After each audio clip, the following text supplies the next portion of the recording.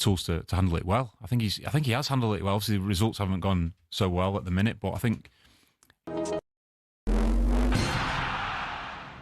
The Lions. Real-life fantasy rugby. Bitter rivalries set aside in a quest to create the world's best team in weeks. There's nothing like it, but who on earth had the idea and how did it all begin? Incredibly, the first Lions tour was organised and funded by three men who played in England's first ever Test cricket match. Opening bowler Alfred Shaw, opening batsman Arthur Shrewsbury and captain James Lillywhite. The 1888 Lions squad then, made up of 17 English, 4 Scots and 1 Welshman and a Northern Irishman, took a 46-day boat trip to New Zealand before heading to Australia. The Lions weren't alone on the boat. Also on board were 300 stoats and weasels who were brought over to eliminate New Zealand's rabbit problem.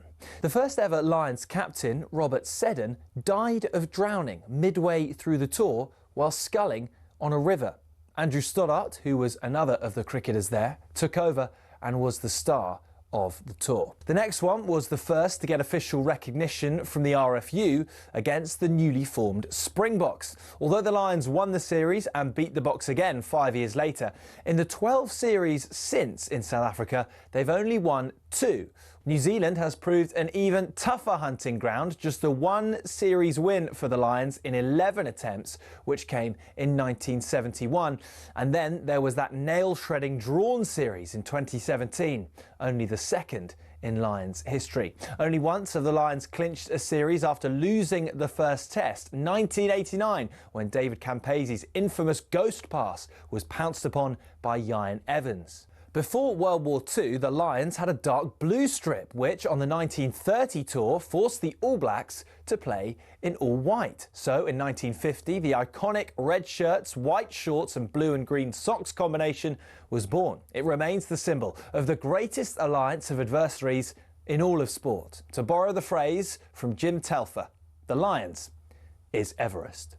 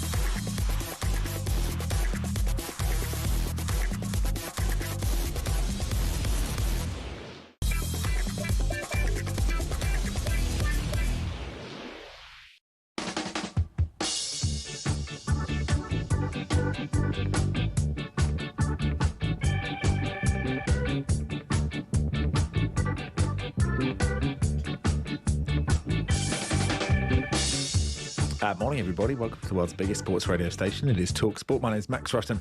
Alongside me, Barry Glendenning. Welcome, Barry. This is brought to you with Travis Perkins, by the way, doing what matters for the trade. Find out more at travisperkins.co.uk or download the app. How's life, Barry? Not too bad, Max. Not too bad. We usually have a 4 or 5 hour long production meeting before the show, iron out any kinks in the script and do our rehearsal, full run through of the of course, 2.5 dress hour rehearsal. show. One where we like doing sort of work in progress. We've got the script in front of us, then a dress rehearsal, and we get into our full costumes, and we do it without a script. And now we're doing it for real. But I was running a bit late today, so this is the first time we've spoken this morning. Wow, and this we're is really authentic. Flying by the seat of the collective pants here. We are. And listen, the whole audience, and unbelievably, it's bigger than it's ever been. You are all in the collective pants. Yes. We're in the collective pants together. What a time to be alive and in the pants. You, me, and all the listeners. Welcome to the collective pants. Now, you know how we sometimes feel that, the talkSPORT as a whole is sort of ashamed of us, that we are. You and I. Yeah, they sort of hide our existence away. Yeah. We don't have a Mac. They don't really put a lot of our amazing clips on the internet to go viral, those kind of things. We're not on the big montage. We're not on the big montage. The wall. We don't have a magnet. We don't have a magnet. We don't have a magnet. Someone get us a magnet. But my name is pronounced incorrectly on the jingle. We have drawn their attention to the fact that my name is pronounced incorrectly on the jingle, and my name is still pronounced incorrectly on the jingle. But at least I'm on the jingle, Matt. You are. After, I think it took a decade to get a mention on the jingle. I'm just curious to know, is having my name incorrectly pronounced on the jingle better or worse than not being on the jingle at all? It's a very good question. You wouldn't want to be sensitive, really, would you? But you know how sometimes, Henry Winter will say something of great pith and worth during their show, and then it'll appear on the bulletin. Yes. And it'll say, Henry Winter thinks that Liverpool might beat Manchester City or the other way around. Yeah. Did you notice there that Tony Cascarino was, saying, I think Arsenal will win the title? I mean, I can say that if you want to put it on a bulletin. I think I can. But then afterwards, Matt on the news said Tony Cascarino has been speaking to the Weekend Sports Breakfast. Well, you'd bloody hope so, wouldn't you? He hosts the Weekend Sports Breakfast. Am I now speaking to the warm-up with Max and Barry? You're speaking on the warm-up. Yeah, I'm not speaking to it. That sounds like it's like they managed to get Tony they managed to book that interview for the Weekend Sports Breakfast. It's an easy booking, Tony Cascarino, for the Weekend Sports Breakfast. He's doing the show. It would be odd if he wasn't speaking to it. Anyway, I'm just saying we could come on, get us in a news bulletin. Did Natalie Sawyer say she thought Arsenal wouldn't win the title? Well, and then I think Shabana Ahern hosts that show. Has done for months now, right, Barry. But okay. Good to see you across the schedule. I had a couple of thoughts. For text topics. Do you want to hear what they are? Well, that was what I was meandering towards. Oh, right. I see. Sorry to stop. Because we usually have a production meeting, a short one. You ask me if I have any ideas for a text topic, and I say no. But today you have an idea I have an idea. Wow, I'm all ears. Right. Well, so as you know, confident? Are you confident in the idea? Reasonably. Okay. Reasonably. It might fly, it might not. But as you know, I live near Brixton Academy, one of London's, if not the world's, finest music venues. And this morning, when I was making my way to work, I noticed that there was a very long queue outside Brixton Academy already, like at, 10:15 in the morning. Seems early. Yeah, big long queue. And a lot of women of a certain age. Okay. So I was thinking, had they got the Brixton Academy modelled up with your address, Barry? Possibly. Yeah. That's everyone's first thought, of course. Yeah. So the route I was going didn't take me past the front of Brixton Academy, so I couldn't look up over the door to see who was on. So I checked online, and Robbie Williams is playing Brixton Academy tonight. Okay. It's not quite a matinee. It's not quite a gig. It's a 6:30 doors. Oh, good. So okay, when's he on? 7? I presume he'd be on probably about 8, I guess. Okay. On stage 8. It's usually an hour. Right. Doors to stage is an hour and a half, unless there's a sport. Anyway, my idea for a texter was, what is the earliest you've ever been for anything?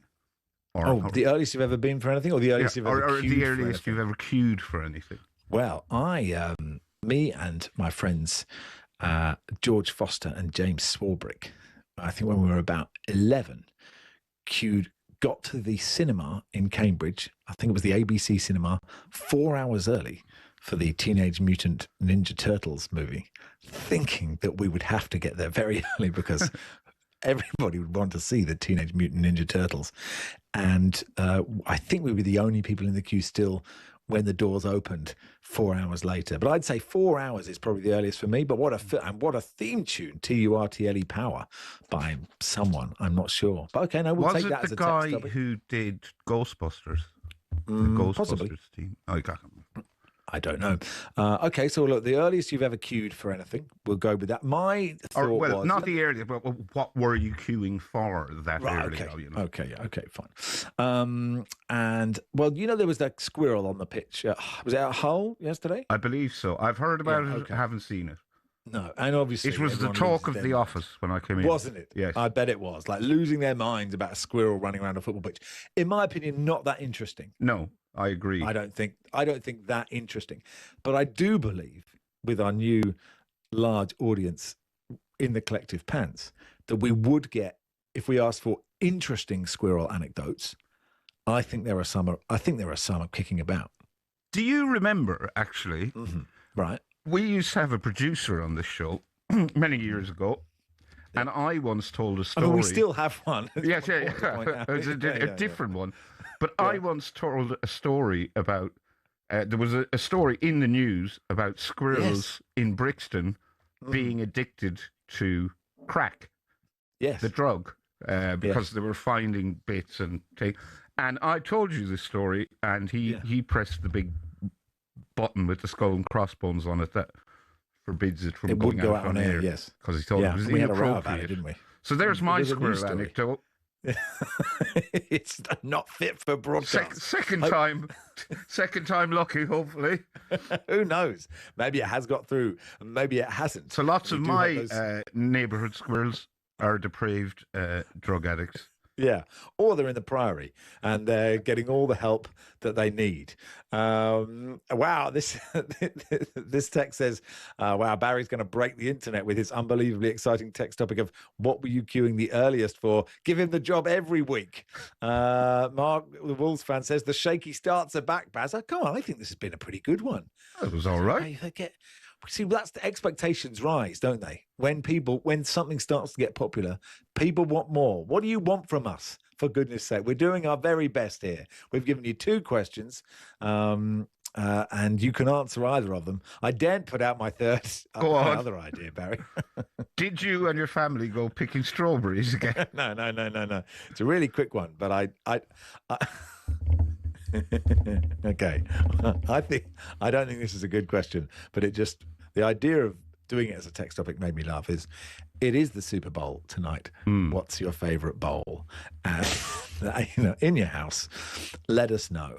81089. I have a wooden bowl in the shape of an elephant. Okay. Which I keep just keys and bits and bobs. Right. Okay. That's my favourite bowl. Okay, lovely. This text I just thought I'd get the bowl rolling. We're off to a while. Barry has been speaking to the warm-up. Barry Glendenning has been speaking to the warm-up, and he announced that his favourite bowl was an elephant one for keys. Anyway, look, that's lots for you to be getting on with. And if you'd like to tell us our ideas are terrible, which most of you are doing, you're also very welcome. That's all part of it. 81089 at Max Rushden. There's no such thing as a bad idea, Max. That's what you always tell me. I'm not convinced. You're right, but I'm going to use it in my defence here. Sam Allard is watching England playing a ball in the T20. Sam, I'm so behind. Is this a group stage of the World Cup or a pre-season friendly? I do apologise. It's the opening game of the T20 World Cup for England. I do apologise. Are you? I'm disappointed. What am I even doing on talkSPORT? I know. I thought you'd be someone who'd be behind England's bid to try and win the T20 World Cup. It is our first game. I am. Good. England winning the toss, choosing to bat first. 20 overs have been completed. England 184 for 7, which looks a decent total. Bethel and Brook did most of the damage through the middle overs. They put on 74 runs for the 4th wicket partnership. Both past 50. Jacob Bethel made 55 from 35 balls. He became the youngest Englishman at a World Cup to get to 50. Harry Brook, the captain, batting at 5, made 53. They both got out in quick succession, and when Sam Curran went for 2, England were 137 for 5, and more work still to do, but Will Jacks finished things off perfectly. He faced 18 balls at number 7, and he crashed 39 runs, hitting 4 sixes, and England will be happy, I think, with that total. Nepal will have to register the highest T20 international score against a full member nation if they are to win this game. We come back in around 10 minutes' time. England from 20 overs, 184 for 7. Thank you, Sam. Trevor says, during lockdown... Oh, yes, Barry, you're raised your finger. Are you asking Sam a question or me? No, I was just going to say, Max, distressing scenes from the Winter Olympics. You know, Lindsey Vonn was doing the women's downhill with her busted knee. Well, she's crashed and she's currently being airlifted away on a winch dangling from a helicopter. So hopefully she will be okay. I just thought it was worth flagging up. No, yeah, absolutely. It's a fascinating. Her story is quite incredible, and we do hope she is okay. You're listening to the warm up on talkSPORT. Max and Barry here until 1:30.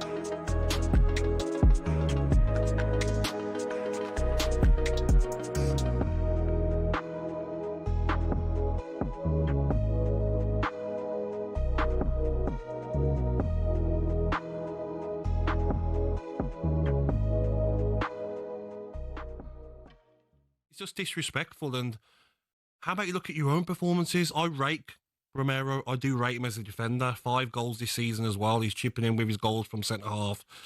But you haven't had the best of seasons. You cost your side on numerous occasions with poor defending. Just shut up and play football. Leave that to the manager to speak to the board about signings. It's none of your business. Fans will like it. Captain? Yeah, fans will like it. Okay, would you see an Arsenal captain come out and speak like that? But Arsenal not in the same situation. One of the things Thomas Frank said in that clip we just played is that Romero is ambitious. Can't have been that ambitious. Well, he's won the World Cup. He signed a new contract with Tottenham. If you're that ambitious, you don't do that. You back yourself to go and play for a big club. He was part of the team that finished 17th in the Premier League last year. He was described by our own Stuart Pearce as a liability in the previous meeting with Manchester United. He isn't that good a defender. I don't think he's that good a character. And I think he should have been stripped of the captaincy. This is not how a captain of a Premier League football club should be behaving. Well, he's a Europa League winner and a World Cup They beat final the dog and winner. duck in the final. Well, they didn't bring the dog and duck in the World Cup final, did they? They beat France. But Well, Sam,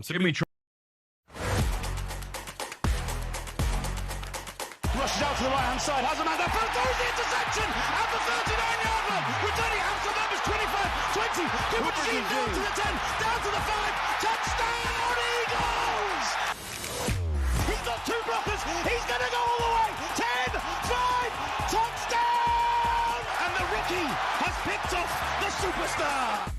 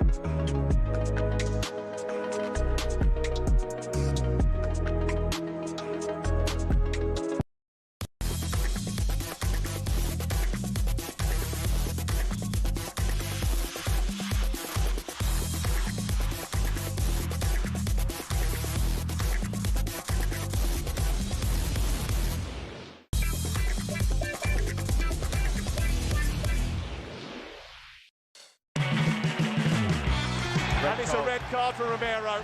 He went in a little bit too heavy on Casemiro. Argentina on Brazil. And then Bruno Fernandes is there to stab it home at the Stretford end and secure all 3 points for Manchester United. Scott Parker, what are you thinking now? Burnley 0, West Ham 2, and it's come from Valentin Costanelos. Hat-trick Cole Palmer inside the first 37 minutes of this game. Wolves 1, Chelsea 3. There was a stoppage in play. Everyone in the stands wondering what's going on. We've just seen a squirrel run all the way from inside the Bristol City half, and it went in the goal. Bournemouth 1, Aston Villa 1. What a wonderful goal this is from the new signing, Ryan. Arsenal 3, Sunderland 0. Victor Gyökeres off the bench at the double. Fulham 1, Everton 2. This is an embarrassment for the Fulham defence, in particular goalkeeper Bert Leno. The left-footed strike, Ethnic Gallagher in to break Newcastle's heart. Brentford were brilliant, up to 7th. Newcastle 2, Brentford 3. That's how the Premier League sounded yesterday. More importantly, Kenny says, I was clearing out a shed on the subject of your favourite bowl. I was clearing out a shed and found a Frosties bowl from 20 years ago, says Kenny, farming in Fife. I went to the shop and bought some Frosties. I can say without a word of a lie, the Frosties tasted no different. Thank you so much, Kenny. Andy Jacobs has been in touch. Hello, Andy. He says, I've got a pipe belonging to the former pipe-smoking world bowls champion, David Bryant. Admittedly, one of his actual bowls would be better, he says. But what he doesn't say is the pipe-smoking world bowls championship different to just the world bowls championship? Do you have to have smoked a pipe? I don't know. No, I know the bowls player he speaks of. All right. He smoked a pipe, but not all his fellow competitors didn't. It wasn't compulsory for them to smoke pipes. Right. Russ in Birmingham says, my favourite bowl is my Cocoa Pops bowl, and that's the only Super Bowl I'll be watching, he says. David says, I'd hate to line manage one or both of you. Thoughts and prayers to your producer. Up the cherries, David and Paul. I don't know what he means. Trevor says, during lockdown, I built a mini picnic table for squirrels. I never saw a single visitor. Although Sandeep says, I recently saw a squirrel in a local park wiping its paws with a discarded serviette. Sandeep Forest friend of the show, yeah, from the 18-something podcast. I forget which year Forest began its life. My next-door neighbours have a family of squirrels living in their chimney. Oh, that's nice. Well, it's not really. And they also have solar panels on their roof, and the squirrels skitter around under them and eat all the wires, gnaw their way through the wires. So, yeah, they're pests. They are pests. They're quite cute pests. Speaking to talkSPORT, Barry Glendenning said he hated squirrels. They're pests. Let's do a Premier League review. Max and Barry's Premier League review on talkSPORT.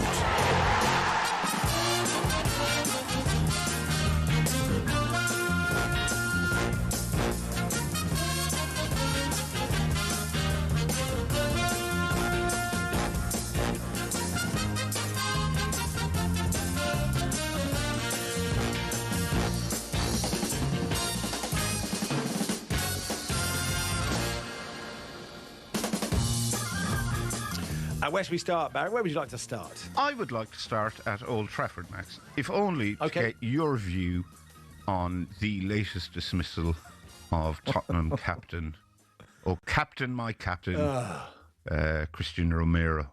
Yeah. Do the board get to write like a sniffy Instagram post about him now? Is that what happens? I mean, I have said it before that I believe he is a bit of a donut. He does this all the time. And sometimes he gets sent off and sometimes he doesn't. And I feel like he just tackles like defenders did in the 80s, right? He takes everything.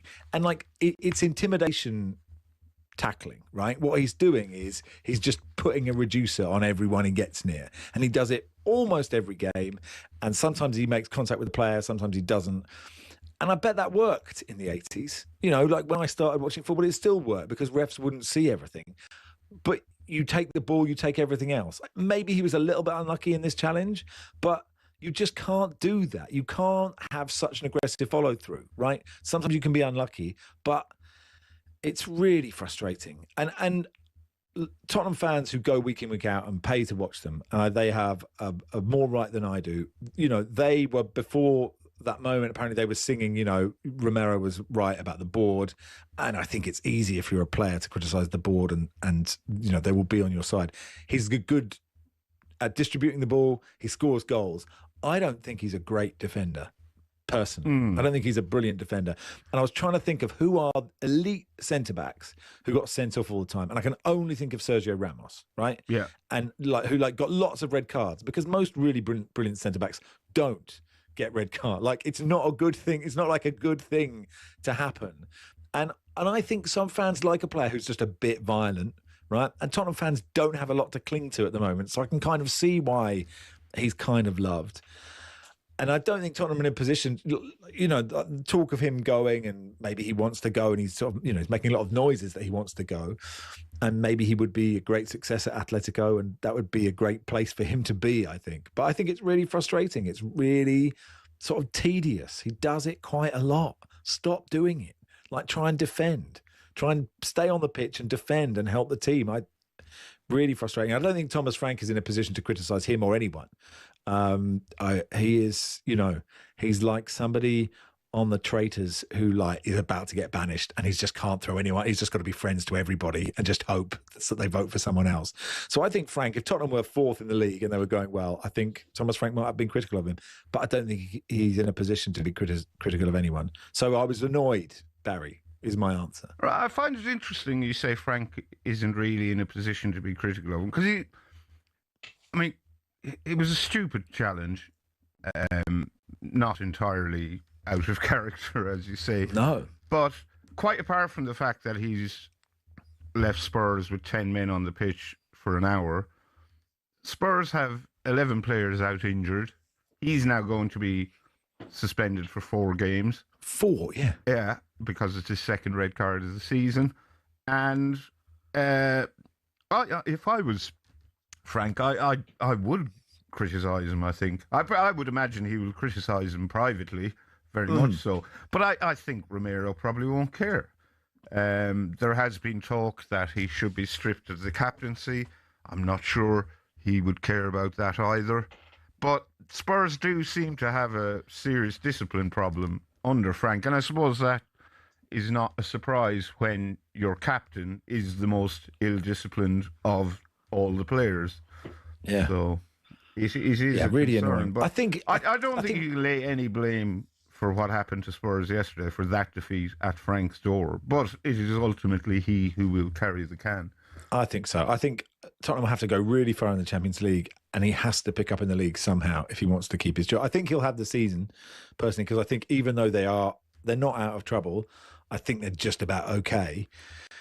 But you're right, it's really frustrating.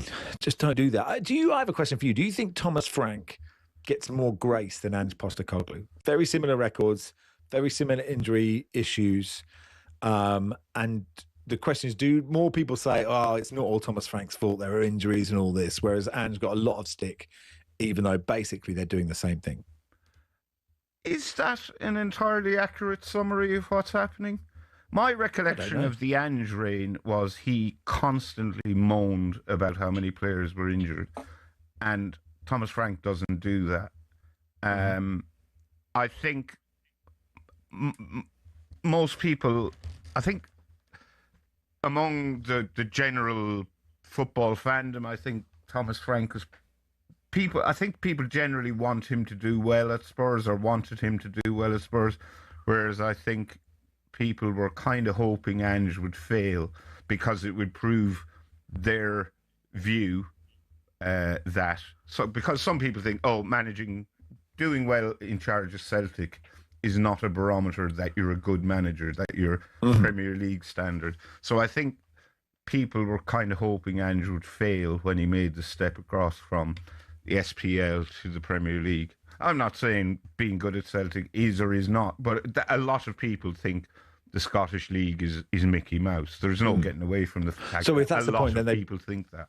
Yeah, so then people are perhaps treating them differently. Anyway, it was just an idle thought. I mean, worth saying Man United were better than Spurs when it was 11v11, but it was a close-ish game. And then, nice move for the first goal. It was beautiful. Vicario could possibly do better. I don't know if that's being harsh. But the first and if Fernandes meant that finish, it was in the corner, but it was going about 1 mile an hour. But it might be being harsh. He made some good saves. Fernandes said he meant that with his shin, and that is genius. If he meant that finish with his shin, like to control a ball with that bit of your body is ridiculous. So look, well done, 4 wins in a row. Everyone will talk about the man with the hair. West Ham next. Fair enough. He'll be bereft when he has to cut his hair, but good on him. Matt says, sorry I'm late, Max. Not a problem. We've had half an hour. We've talked bowls, squirrels, cues, and a tiny bit of football, and we'll do more Premier League review in just a second.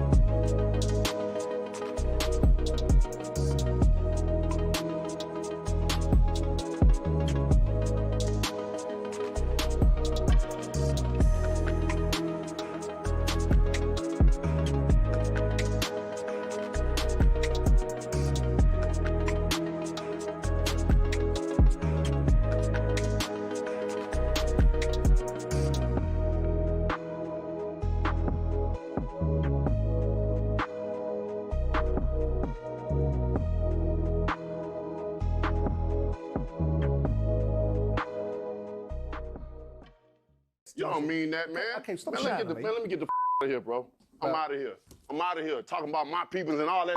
It's hard to believe a black man than a white man. The cheated. Tell him to sue me so I can show the facts early. Because when the documentary and everything, the story come out, I'm going to show everything. Fantastic. I'm going to get all the people that know and all the people that's in the inside. He got people that in the inside of him that can know. I don't, what? I don't about that. I'm not a Fury I don't about it. I said we didn't want to bring him up in the first place. It ain't got to do with him. Fair enough. The you talking about? And with that, he was out of there. How on earth do you reflect on that? What was he going on about? Well, look, I mean, at the time, I was a little bit embarrassed because I thought the show's coming off the rails and it was a big show and Deontay Wilder's a big name. So I'm sitting there thinking I'm a bit embarrassed by it. Then I thought, he's a bit of a tit. And then I thought, is he on drugs or something? Or is this theatrics?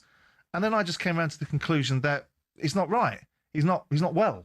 And all this ayahuasca stuff it's probably worked in reverse. I thought it was supposed to make you calm and zen-like. Listen, I didn't provoke Deontay Wilder by asking him a question that he didn't want to answer. I asked him a question about something he'd said, not something I was trying to engineer into clickbait. He called Tyson Fury a cheat. He's sitting in England. Tyson Fury, in some people's minds, is a legend in boxing. And so you're sitting in England. I thought, not unreasonable. Someone else asked him the question, and he didn't like it. And he can't answer it. So he gets all agitated and upset about it. He turns it into a debate about oppression. I mean, there's loads more that you didn't see. He threatened to punch me in the face.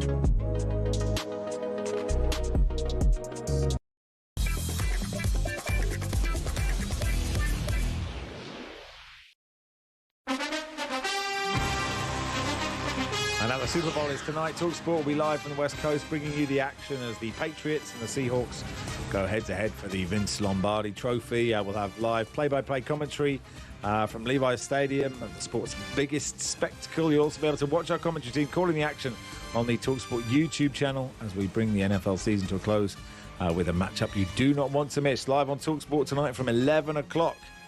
Marty from Ghana says, where did Barry get a bowl made from an elephant? It must be huge. And Barry says, if you take a squirrel to Robbie Williams tonight, you don't have to queue. I see all things covered. Where do we go next? St James's Park? Yeah, why not? That was a great game. I mean, don't worry, Eddie Howe, Dr. Tottenham on Tuesday night, so it'll all be okay. I suppose before the Newcastle inquest, it is worth pointing out Brentford are having such a brilliant season, which is not good news for Thomas Frank either, but 6 points from Villa and Newcastle away. And they were brilliant in this game. I liked Keith Andrews saying, Django Ouattara is growing all the time because he's quite tall already. I just thought. I keep forgetting he's at Brentford and no longer at Bournemouth. That transfer sort of passed me by during the summer. Every time I see him playing for Brentford, I sort of do a double take. But some cross for that goal, for the first goal. I mean, some goals, as I use the term lightly, pundits or whatever, we're always quick to point the finger of blame. It's every goal that's scored is someone's fault. But I don't think anyone really did much wrong there.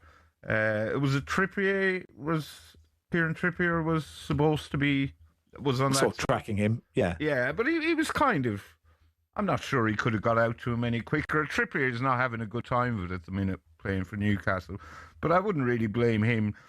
Just Ouattara got that cross in really early. It was pinpoint, and who was the scorer? Janelt. Good header. I'm not Great sure header. there was anything anyone in the Newcastle shirt could have done about it, really. No, I think you're probably right. I mean, his finish for the third was, he gets a bit lucky but he strikes it so beautifully on the half volley. It's such a great kick of a ball to win that game. And you really did expect, if anyone was going to win it, Newcastle would. And actually Brentford's move for the penalty, and the handball, I hate all handballs now, but the move from back to front is absolutely brilliant. I don't know how many passes it was, but it was excellent football. So well done to Brentford. As a handball hater, I thought that was a bit harsh, I have to say. Yeah. And I'll be honest, as a Sunderland fan, I get great pleasure for seeing Newcastle lose, obviously, but I did think that was a little harsh because his hand was more or less by his side and it's still given against him. But anyway. Honestly, yeah. I can't do this again, can I? IFAB should hang their heads in shame. It's worse at least, if we're going to give the PGMOL some credit, it's harder to get a handball penalty in the Premier League. In the Champions League, it's completely insane. If your hand is within about 20 yards of a ball, the ref will give a penalty. It just drives me. There are too many penalties in the game, and it's now getting to a stage where, because you can get them and your tribal love of your team trumps everything else, people want penalties for these daft handballs, and it makes me furious. Anyway, Eddie Howe said he's not doing his job very well at the moment. I think there are a lot of people at Newcastle who are not doing their jobs well at the moment. I think the hierarchy aren't doing their jobs very well. I heard their CEO talking to Jim White during the week. Did an interview. Can't remember his name. Is it Robertson? Something like that. Canadian chap. And I thought he seemed quite a charming fellow. Had plenty to say, or talked a lot, but said very, very little. Newcastle hierarchy don't seem to have a plan. They don't have sponsorship for the training ground. They haven't improved the training ground. They don't seem to have a clue what they're going to do about the stadium. Are they going to make the current stadium bigger or move it elsewhere? That he said, we don't know. The signings they made during the summer, they've wasted an awful lot of money. Voltemade, he looked good at the start. It's not happening for him at the moment. Wissa isn't working yet. Anthony Langa's been a disaster. Jacob Ramsey is not impressed. And Malik Thiaw is okay. He's probably the only one that's even remotely near being a success. And then a lot of players on the pitch aren't doing their jobs properly either. Now, Newcastle are playing a lot of games. Yesterday was their 39th game of the season. It was their second game in 4 days. Brentford are playing one game a week. So it makes a massive difference. Makes a huge difference. Make such a massive difference. Yeah. I like Sandro Tonali as a player. That game yesterday completely passed him by. But I get that a lot of Newcastle players are probably knackered. Anthony Gordon, I heard Henry mount a stirring defensive of him in the show before ours. I think he's having a very poor season.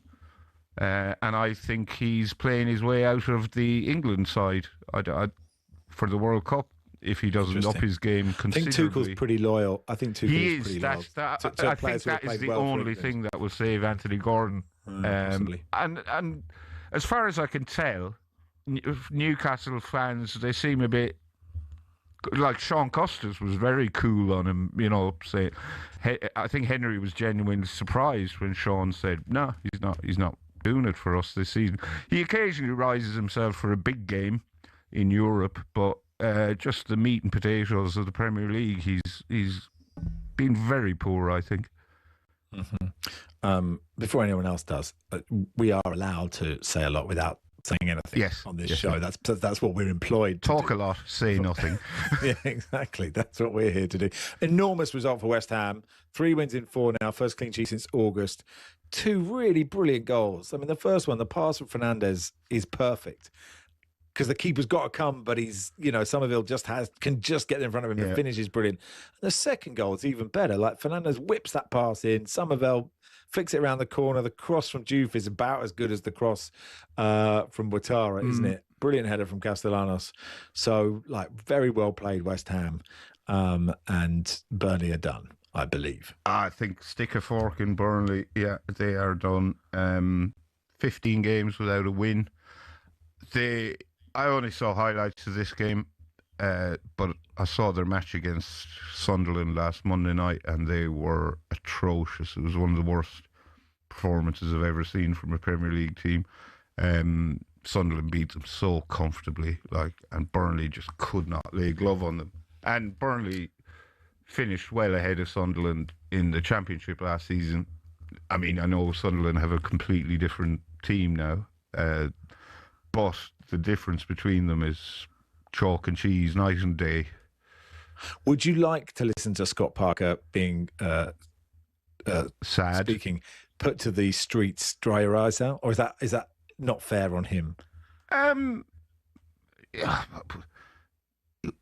Are you saying do I approve of us bullying Scott Parker? I don't think it's bullying. Scott Parker just is a big boy. He's actually not a big boy. He's quite a little man. No, but I like him. I really like him, and I really hope they stick with him. And I think he did a great job last season. I don't think they will stick with him. And I like that they have dug in. They got a point at Anfield.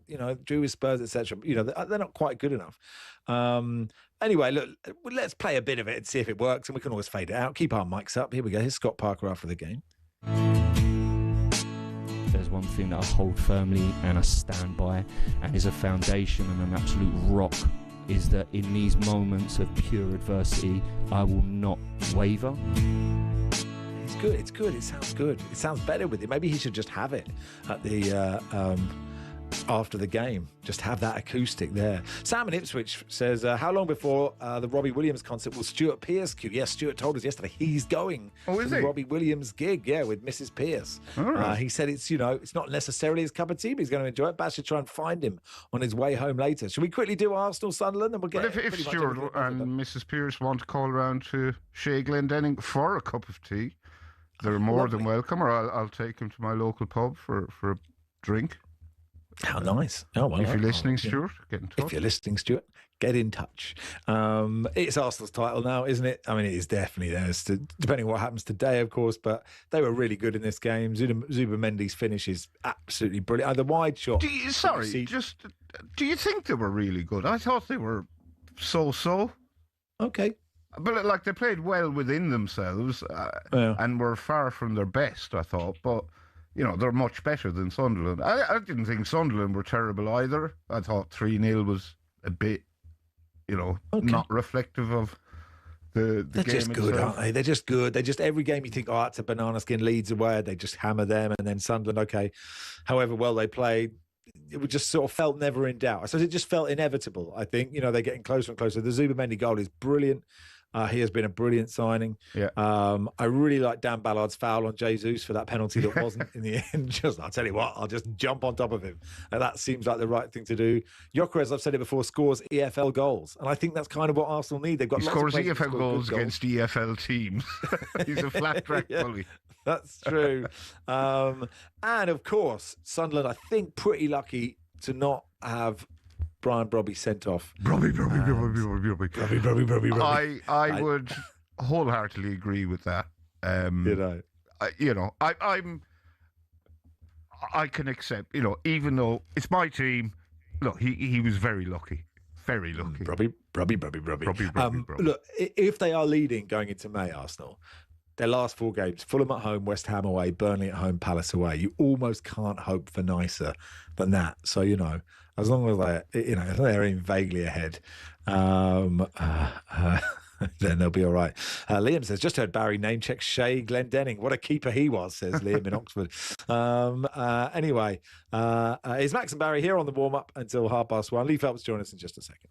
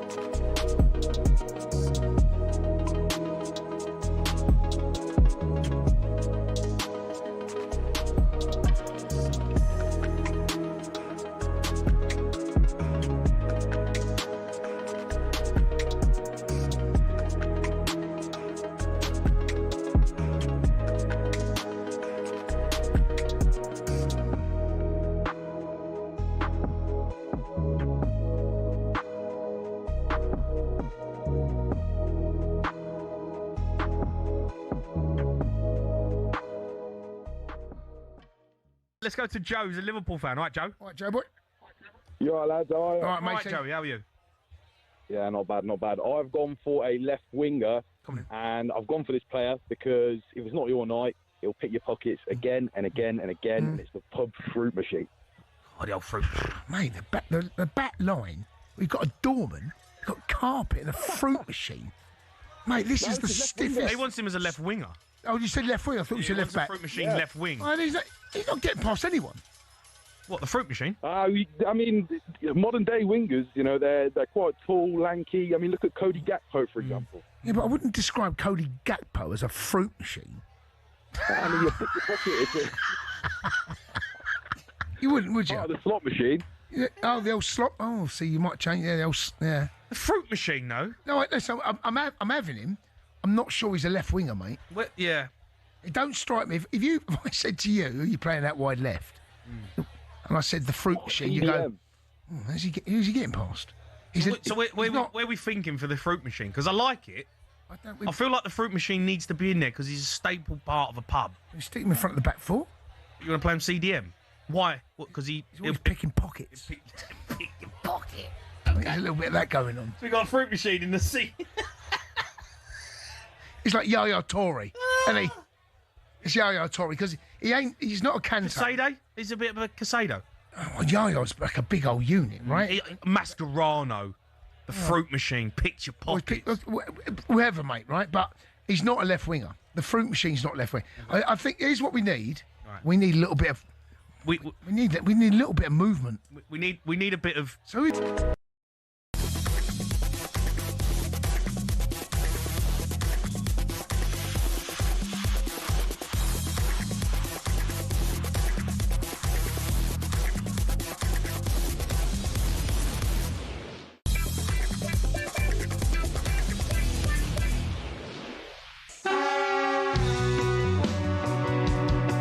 Morning all, you're listening to the warm-up on talkSPORT. Max and Barry here until 1:30.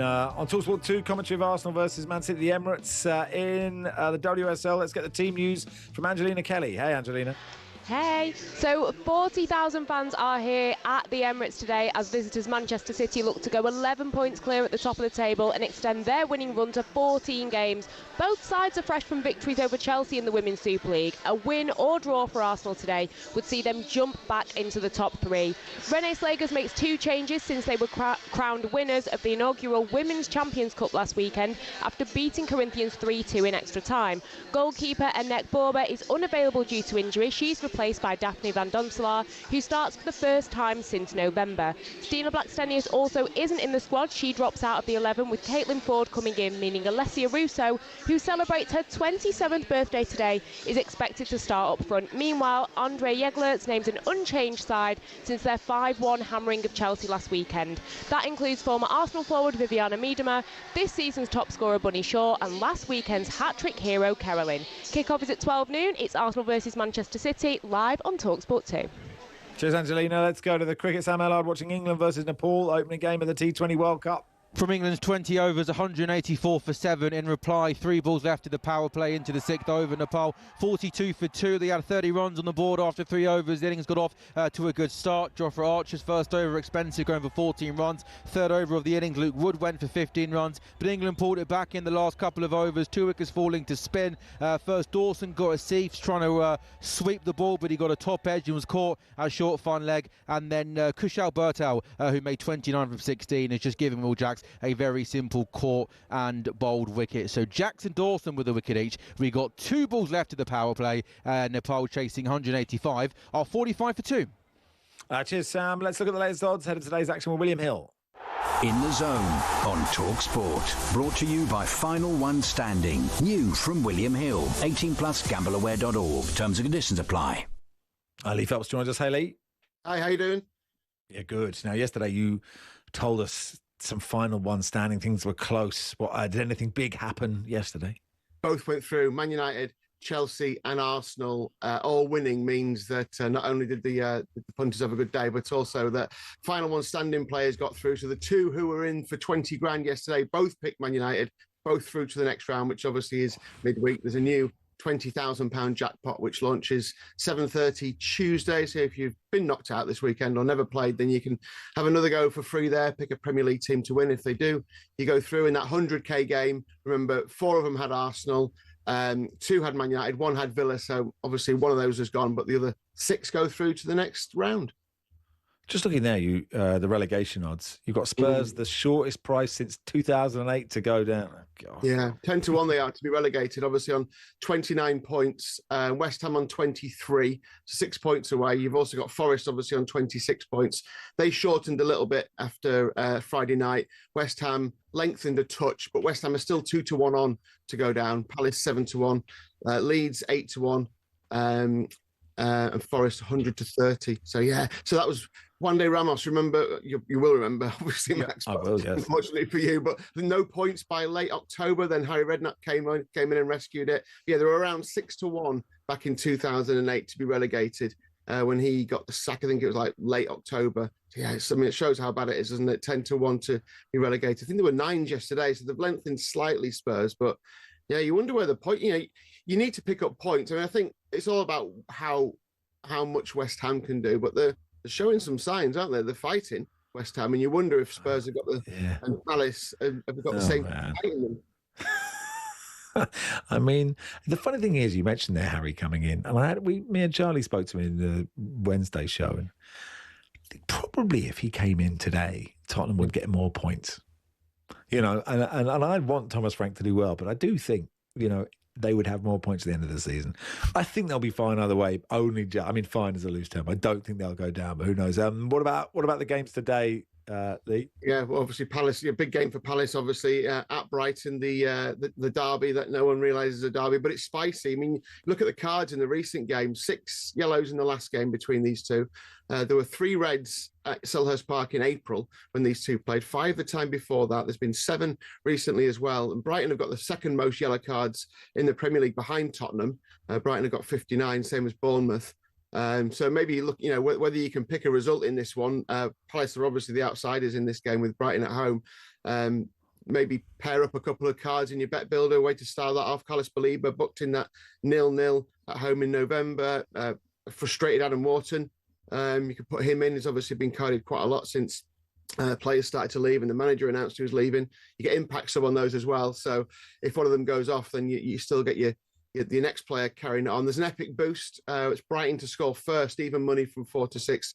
3 of 3 in the football have landed this weekend, and the racing one landed yesterday. So it's the 4-0 at the minute in terms of epic boost landing this weekend. But yeah, I could see a score draw in this game, to be honest. Palace need to start picking up points, or they'll get sucked back into Forest and West Ham. What about Liverpool City then? Hard to predict this, isn't it? It's like Liverpool have got a really good record against Man City. Erling Haaland, doesn't tend to do too well at Anfield, never scored there in the league. I guess we have to say goals. The epic boost here is both teams to score, even money from 2 to 1 on. Ekitike's in great form. Sean versus Newcastle, 9 in 12. Wirtz is also flowing and they're playing really well together. Semenyo, 3 in 3 at Anfield. So if you went Wirtz to assist a goal, Ekitike to score and Semenyo to score, that's 25 to 1 before your 25% winnings boost. Again, impact sub in play as well there. So plenty of ways to go into that before the Super Bowl gets underway.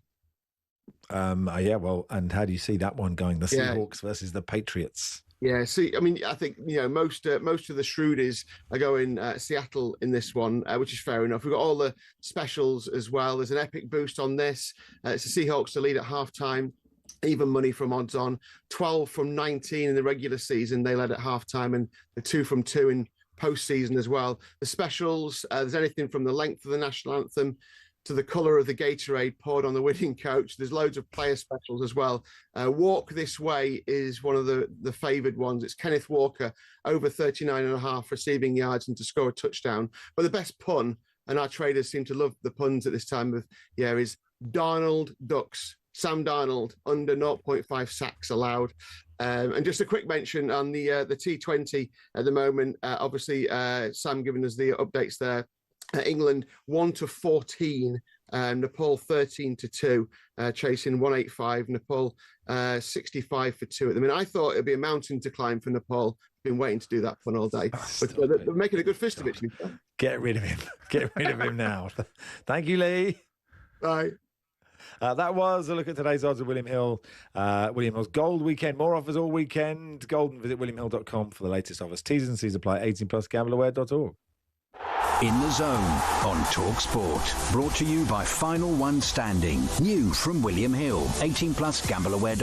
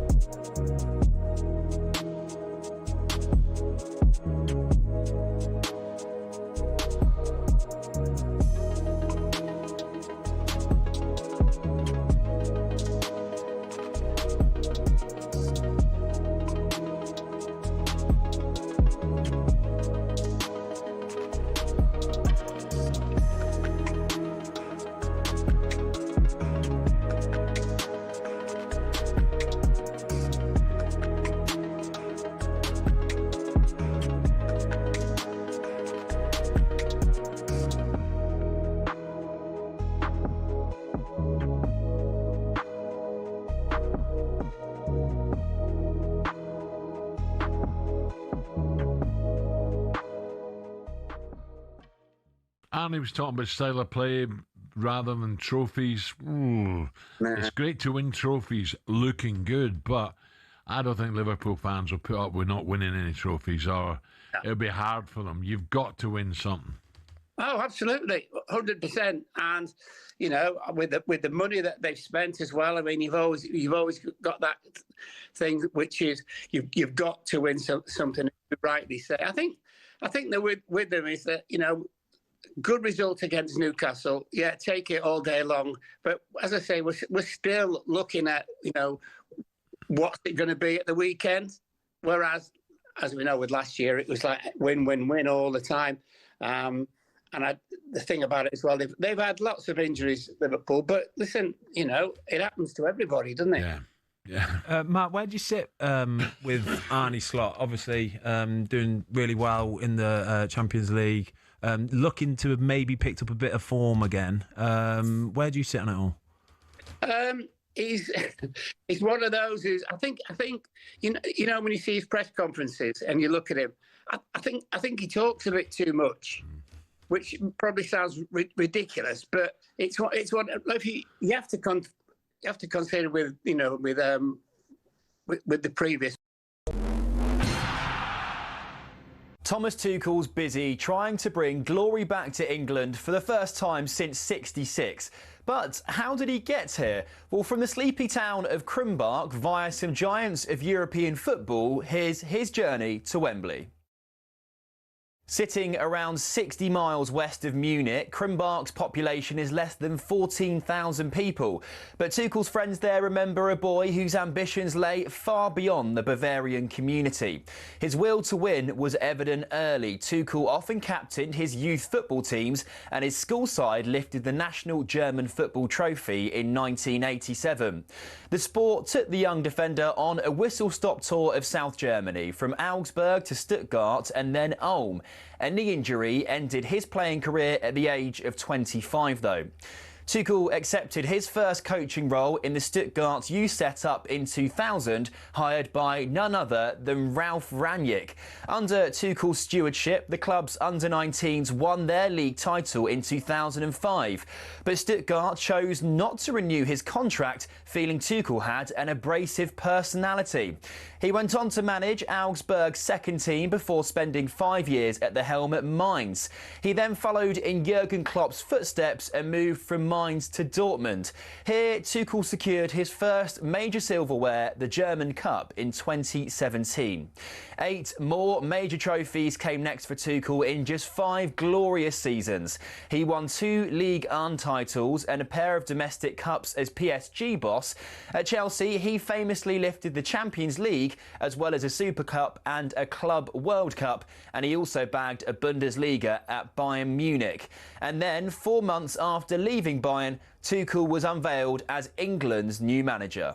I always wanted to come back to England. That was my big goal. I have the best memories of the country, of the league and of the players. The attitude towards the game, the attitudes from the supporters. Well, here's hoping Tuchel can finally drag England over the line at a major tournament.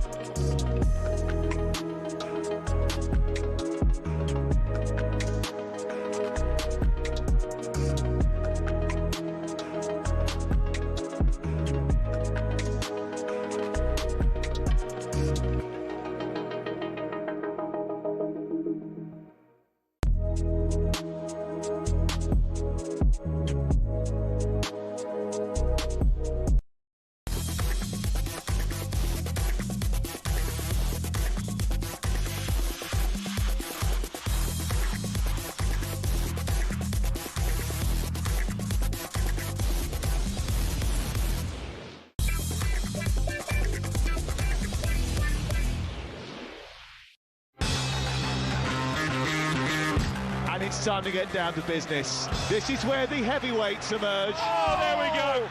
Jeremy Doku has just made it Manchester City 3, Liverpool 0. Listen, if I have to choose one rival to this, that would be the best. Tottenham 2, Manchester City 2. Do you know, at the end of the day, the way that they capitulated in the second half, they didn't look like champions. Might come back to Reinders.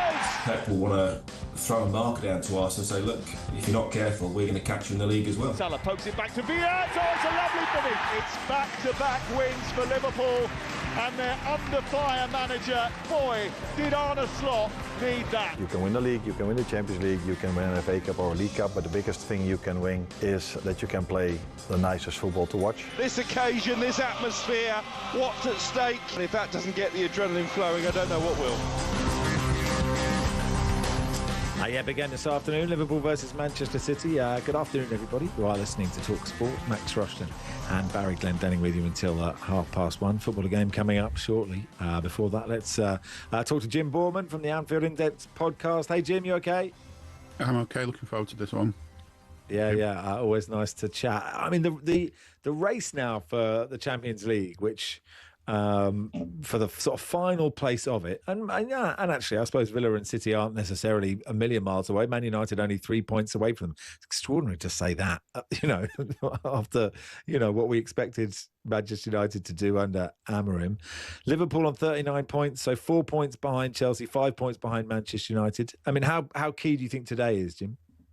I've had a few people say to me today's a must-win, which feels a horrendous prospect when you're playing against Man City, but I think it's got to be like that for Liverpool maybe now for the rest of the season, because clearly Chelsea and United have improved from what they were doing earlier on, and they're probably the main rivals for us. I can't see us getting beyond the top four. The fifth place isn't guaranteed, although it's looking likely, so I think you've just got to treat every game as a must-win now.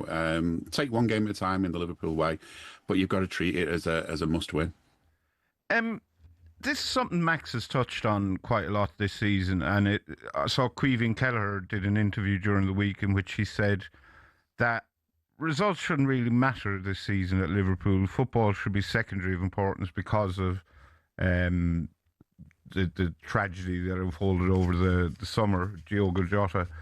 Is that something you agree with? And do you think that's a view shared by Liverpool fans? I think it's, I don't know, I think Liverpool fans would be more sort of saying, look, Diogo wouldn't have wanted us to have an off-season. If he could speak to us and say to us what he wanted us to do this season, he'd want us to go on and win everything, and, there were times earlier in the season, players scoring on the 20th minute and, thinking that reminds you of things. And I just don't think that's the case. I think what you can do is you can put a little bit of an allowance into things, maybe to say, look, players definitely we're going to have a slow start to the season. You can't sort of get the knives out for players because, it has been heartbreaking. We saw Mo Salah's emotional response in front of the Kop earlier in the season. There's still times when it's going to be happening. That song's still getting sung on 20 minutes. So it's going to have an impact. But I don't think you could kind of write the season off as such. But, it's sort of a mix, isn't it, really? Sort of give a little bit of leeway maybe to the players for that. But, maybe you need someone in the club who can motivate them and get them round that, psychologically. Yeah, I give them a pass, and I think what's interesting is that the news cycle moves so quickly that you see, not just Liverpool fans, but other fans, and social media is no barometer. I know we say it all the time. People saying, "Oh, it's just that's a cop out to say it," but I personally do. I think it must have had such a massive impact, and it always seems trite when we talk about that to talk about the football. But look, the win against Newcastle, that felt quite important to me, like the way they played for the last, sort of hour of that game felt significant to me. Yeah, I mean, I went, the two games close together, the Karabakh game, first of all, and before that game, the kind of talk that you were getting off people was stay or go. Should Slot be staying? Should he be going? That's the state we were at the time. A poor start to the calendar year with all the draws. And that win sort of gave you some confidence, but then you say, but it's only, with all due respect, it's only Karabakh. It wasn't a game with loads of pressure on us. We should have won that game anyway. Just we won it in style, kind of thing. But yeah, Saturday was a different thing altogether. I think, although it sort of started off slowly, it felt like the old way it would have been under Liverpool before this season kind of got stuck in this sort of huge hiccup, which was the sort of players sort of feeding off the fans and the fans feeding off the players. You know, the atmosphere got better and better as it went on. And I think, you know, although Newcastle might say we didn't deserve to lose 4-1, when you're the side that wins and you win 4-1, it just feels like a bit of a statement. And that's what I think Liverpool need this season, is when they win games, these statement wins. I mean, a win today, by any result would be a statement win. But I think, you know, they need to not just start winning games, but winning games in comfort, if that's the right way to put it. And I think, yeah, I think everything started to glue together a little bit last week, and something that Slot has said, to be fair to him, all season, is these players need time to settle in. It's a totally different league, totally different demands, and I've heard players talking about how much of a more a demand there is in playing in the Premier League. So, you know, if that's the case, then I suppose there's that side to it as well, is, you know, if it's going to take time for them to adapt, now they seem to have adapted, and it's now making that go into every single game. And I think, yeah, that was a huge help for Arne Slot, because I don't think anyone wants to see him go, but, you know, there are fans who think, well, we can't carry on drawing and losing and not quite meeting our target. So I think that gives him a bit more time. And I know that he'll have the full backing of the Kop if he keeps, you know, putting teams out that win games like that. Florian Wirtz, there were quite a few Wirtz skeptics earlier in the season. He seems to be hitting his stride now, and he's really building what looks like a good partnership with Hugo Ekitike. Are you happy with them? Yeah, 100%. I think Hugo Ekitike's looked an exciting player since he came to the club. You know, you can see there's a player really ready to go there, and you knew he was going to get better once he built up more understanding with the players around him. And Wirtz, again, yeah, slow starter. Clearly, the pace of the Premier League was more than he was ready for.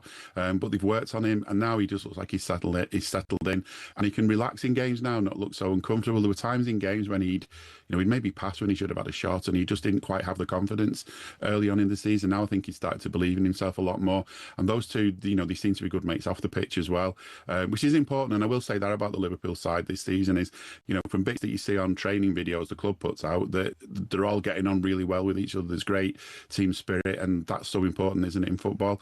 I think and that's also what leads to your partnerships and on the pitch as well. And yeah, those two look exciting, and there's going to be a problem for Slot later in the season whether he puts Isak in to break things up, but we'll wait and see. That's a nice problem for him to have if it comes to it. Yeah. What's the current Mo Salah status? Has it all been forgiven since he had his little breakaway at AFCON? Has he been playing well since he came back? I think the actual, you know, the outburst was forgiven, because I think everybody at the club was probably ready to come out with some kind of an outburst at the time. And, you know, he got the punishment, he got left out the next game, and he went away to AFCON, and everyone's getting on great with him now. You can see that he's still part of the team. Everyone still likes him at the club. You can see that. But the big question is whether he is good enough anymore to be a first choice player. At the moment, there's not really much choice for the manager anyway. He's got to play him because he's not got any other options really, and that's going to be an interesting one. I think he's not the player he was. Whether he's good enough is another matter. I think there's times in games when he looks good, but it's not the whole game, and this is something I think, you know, I mean, fair play to him. He came straight back from the African Cup and played straight in the next game for a full game. But whether he can do it for the rest of the season or not, I'm not sure. And this is something the manager's going to have to manage. He's going to have to say to him, look, you can't play every game, can't play 90 every game. And he's got to do that in a way where we don't then get an outburst in front of the media. So that's a difficult task for him. But, you know, I would argue that we're not at that stage until there's players who can come in and knock him out the way. At the moment, there's too many injuries to do that. Good stuff, Jim. Thanks for coming on. Enjoy the game. Thank you, Jim. Yes, thank you. Jim Bourman there from the Anfield Index podcast. One game in the Championship this afternoon kicked off at 1 minute past midday. Swansea versus Sheffield Wednesday. Lawrence Moore watching for talkSPORT. Sheffield Wednesday 0, 13 minutes gone. It's been pretty lacklustre so far from both teams. Swansea probably having the upper hand, as there are 3 debuts for Sheffield Wednesday after their transfer window. But look, Sheffield Wednesday haven't scored since Boxing Day. That's 9 games without a goal. Meanwhile, Swansea have come into this in decent form, and if they win, they actually go 5 points behind the playoffs. But as it is, we could do with a little bit more action around the goal mouth, to be honest with you. Swansea 0, Sheffield Wednesday 0. Thanks very much, Lawrence. Bob's been in touch, Barry. regards us thinking that Brian Bobby should have been sent off. Yes, Max and Barry, he says, just send off all the Sunderland players as everyone else seems to want, and then everyone will be happy. The whinging Gooners at least will be delighted, but still whinging. I don't agree it was a sending off. It was close, but not a red at all. Both had feet on the floor when their feet collided again. On the floor. Yellows for Arsenal players were in very short supply, and the ref let them WWE Bobby for the whole game. It made a mockery of officiating. Take your bias away and see things for what they are. Just because you're on the radio doesn't mean you're right. Bob. That's quite the outburst from Bob. I don't know if Bob is aware. I'm a Sunderland fan. I'm biased in favour of Sunderland. And I think Bobby was very lucky to avoid a red card. Yeah. But other opinions, including Bob's, are available. Yeah, and I was definitely wanted Sunderland to win, but I also thought Brubby should have been sent off. But look, 1889, you're welcome to get in touch on any subject. We'll play the football game. If you're going to rant about bias and referees, bring someone else. Ring your mum. Ring an aunt. 03717. No, I'm only kidding. This is the warm-up on talkSPORT with Travis Perkins. For the latest big trade deals, head to travisperkins.co.uk or download the app. Me, v Barry, v Perry Groves in the footballer game next.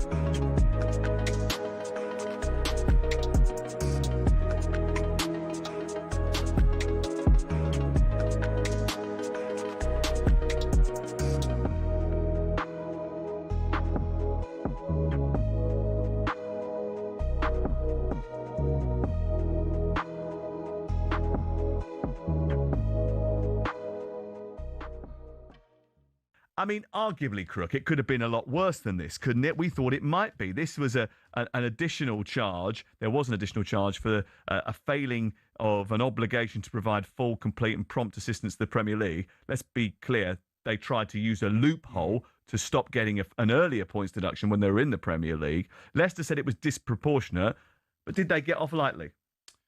Yes. And I think Leicester as a football club have been punished for trying to wriggle out of things by trying to use, as Simon Jordan described, the sort of black hole where they were neither a Championship or a Premier League club in order to dodge the charges. They've caught up with them in the end. I know the Premier League were pushing for as many as 20 points to be taken off Leicester, which pretty much would have resigned them, I think, to League One football next season. Will they appeal the Premier League that this isn't harsh enough, the punishment? Well, that's an interesting question because I don't think Leicester will appeal. And maybe risk a further point deduction. I think they should feel they got off lightly. But just looking at their statement, and a lot of Leicester fans have picked up on this, it probably tells you where they're at as a football club. There was no real contrition from Leicester. They're still trying to play the victim for the fact they breached PSR rules to the tune of nearly £21 million. They've brought a lot of this on themselves. They've made bad decision after bad decision. They've hired and fired managers with too much regularity. They've sold players, but replace them with players who aren't up to standard. And that's why we're now in a situation whereby on the 10-year anniversary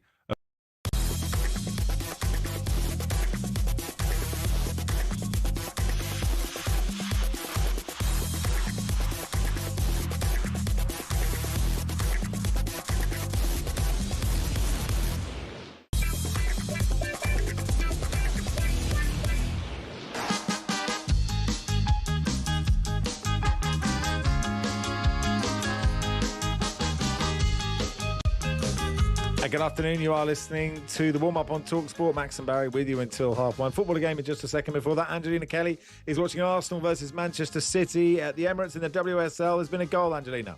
Yes, it's Arsenal 1, Manchester City 0, and a goal for Olivia Smith. She's played through by Mariona Caldente on the halfway line. She beats City defender Rebecca Knack, weaves past the Manchester City goalkeeper, who comes out to meet her in the 18-yard box and just rolls it into the back of the net.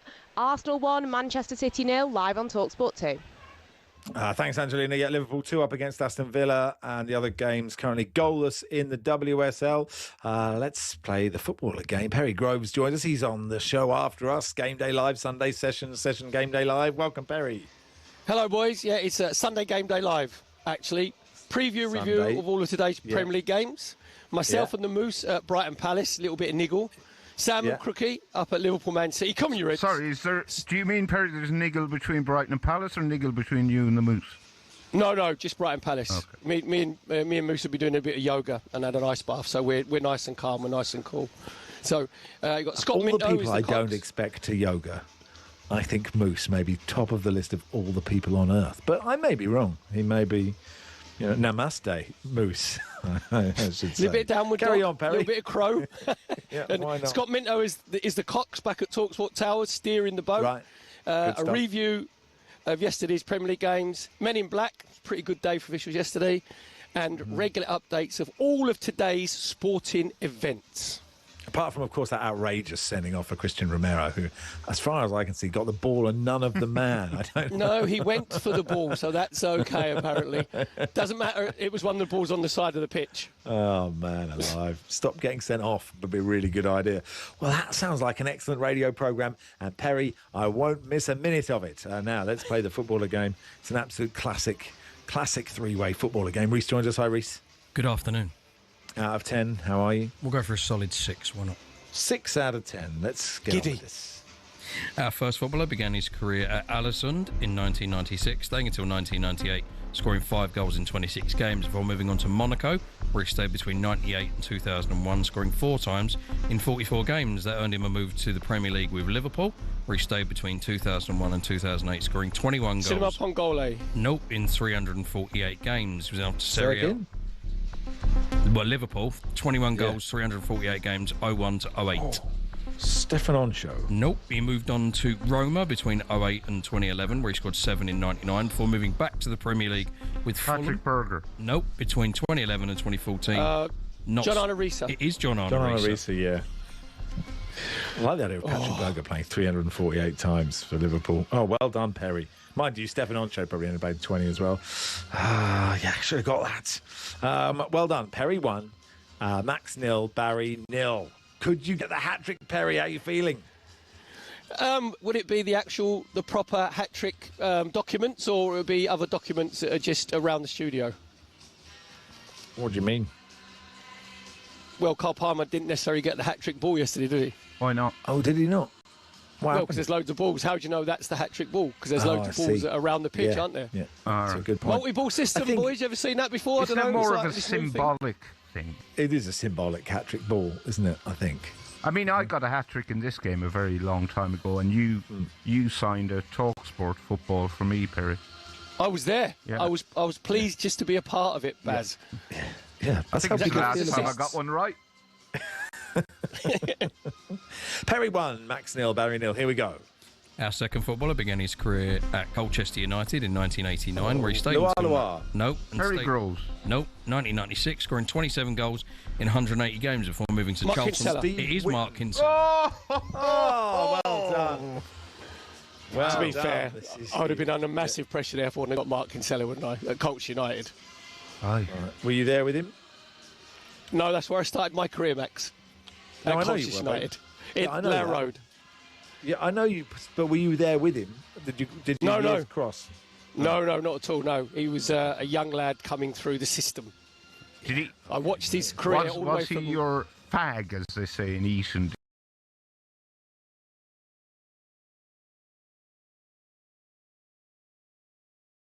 I followed his career when he was in the National League, which is now the National League. I sat beside him on a Ryanair flight from Dublin to Gatwick once, I think. Was there a few Guinnesses changing hands? No, it's only an hour, Perry. I'm able to go the length of a flight without having a pint. An hour. Not being funny. Baz, you'd be watching down that aisle seeing where that trolley is, trust me.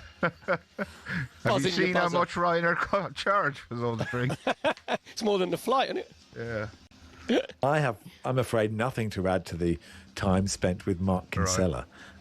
He was reading Esquire magazine when I was he? sat Okay. next to him. I left him alone. I didn't scourge him. Okay. And go, are you Mark Kinsella? Or... Well, I will happily, for the next hour of the programme, take Mark Kinsella anecdotes only. Let's see how that goes. Here we go then. Perry's got 2. Can he get a hat-trick? Oh, he'll be on cloud 9 for his show. It'll be the best radio programme of all time if he can manage it. And me and Barry are there to stop him. Here we go. Our final footballer began his career at Walsall in 1996, staying until the year 2000. Nope, scoring 14 goals in 76 games. He moved to Bolton between 2000 and 2003, scoring 37 in 98 before moving to Middlesbrough for the 03-04 season. Fabian De Freitas. Nope, scoring 3 in David 32. Weezer. No.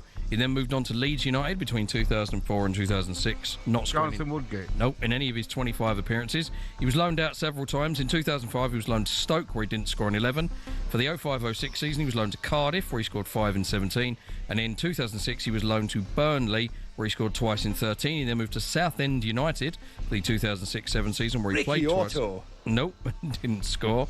For the second half of that season, he was at Preston North End, where he scored once in 14. It was enough Mackin.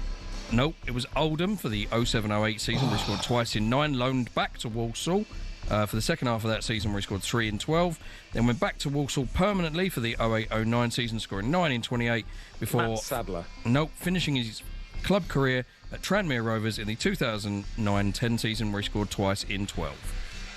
Baz Savage. Nope. To be fair, we may be here for some time. On, I'm just freewheeling. Barry and I, it's like, the marathon. We are stepping aside to let you win. We both know the answer, Perry, but we want you to get the I would like to stress, I do not know the answer. I don't know the answer. Hang on a second. Walsall, Bolton, Bolton, Borough, Leeds. Then loans, Stoke, Cardiff, Burnley. Bolton, in Southend, Preston, Oldham, Walsall. Troy Deeney's the only Walsall player I am aware of. Martin Butler played for Walsall, but then he went played for us. So he played one game and did not score for England in 2002. Whoa. Michael Ricketts. It is Michael Ricketts. Yes! Oh, Bazza. Well in. See, I'm not like Cristiano Ronaldo. I'm Did he not pleased go with my to teammates. Turkey at some point? No, that wasn't him. All right, Baz, calm down. You got it. You know what I mean? Has Michael Ricketts ever been to Turkey? Have you seen him? He might have gone to get his teeth done or his hair. or his hair, exactly. Or both. Or both. Has Michael Ricketts been repatched? And was Mark Kinsella there? Let us know. 8-89. Final score. It's still a win, Perry. You've got to take it. Well, I'll take a little break. Do you see that as a hat-trick lost or two points gained? No, I see that as being Victor Gyökeres and definitely 2 gained without any shadow of a doubt. So it means if I go on a drought for the next 3 or 4 weeks, I won't feel guilty. Okay, good stuff. Thanks, Perry. Enjoy your show later. Cheerio, boys. Perry Groves there. Thank you, Reese. Yes, thank you. No worries. What another wonderful footballer game. Thank you to all the players involved. Thank you to Mark Kinsella, Michael Ricketts and John Arnorisa too. This is the warm-up on talkSPORT with Travis Perkins. For the latest trade deals, head to travisperkins.co.uk or download the app.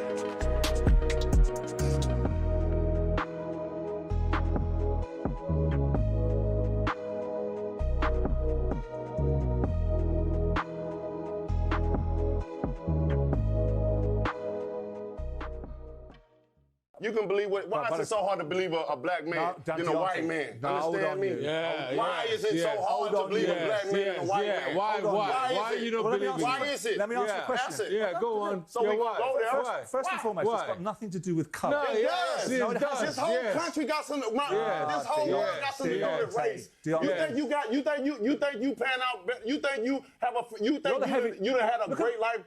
You think your life has been like mine? How is Derek Chisora then, out of curiosity, given he's a black man, a national treasure in this country then? It's not about colour. You called somebody a cheat. I asked you a question. Oh, come on. You have a whole lot of black people around this the question. Thank like you. the question. Stop, You bro. like the question. All right, I moved on. Stop it. I moved on. Man, come on, man. Y'all can't tell, man. So the bronze bomber, there he is. Yeah, come on, man. Come on, we can have a disagreement, can't we? Life, as a little boy and I bet your view as a little boy is totally different than my view as a little boy. Most black people, why we so into it with each other, because we have PTSD. We done been through so much so much you wanted to move on, right? Come on, man. It's hard to move on when you don't know the truth, and that's when I come in and try to give you a vision, a little insight of what we go through as black people, man. I got it. You don't get it. Well, okay. None of y'all get it. Where do you want me to go? Y'all don't get it. And that's the problem. You think you get what you don't understand. Okay. Why is it so hard? Pull it back into the fight. Let's talk about the fight. It's hard to put it back. I'm from the South. You understand? Come on, let's pull it back into the fight. It's hard when y'all don't understand. I get it. Another situation. I said I didn't want to talk about the situation. Now you got me riled up. Fair enough. Wilder's back. You understand? I feel. You understand me? I got it.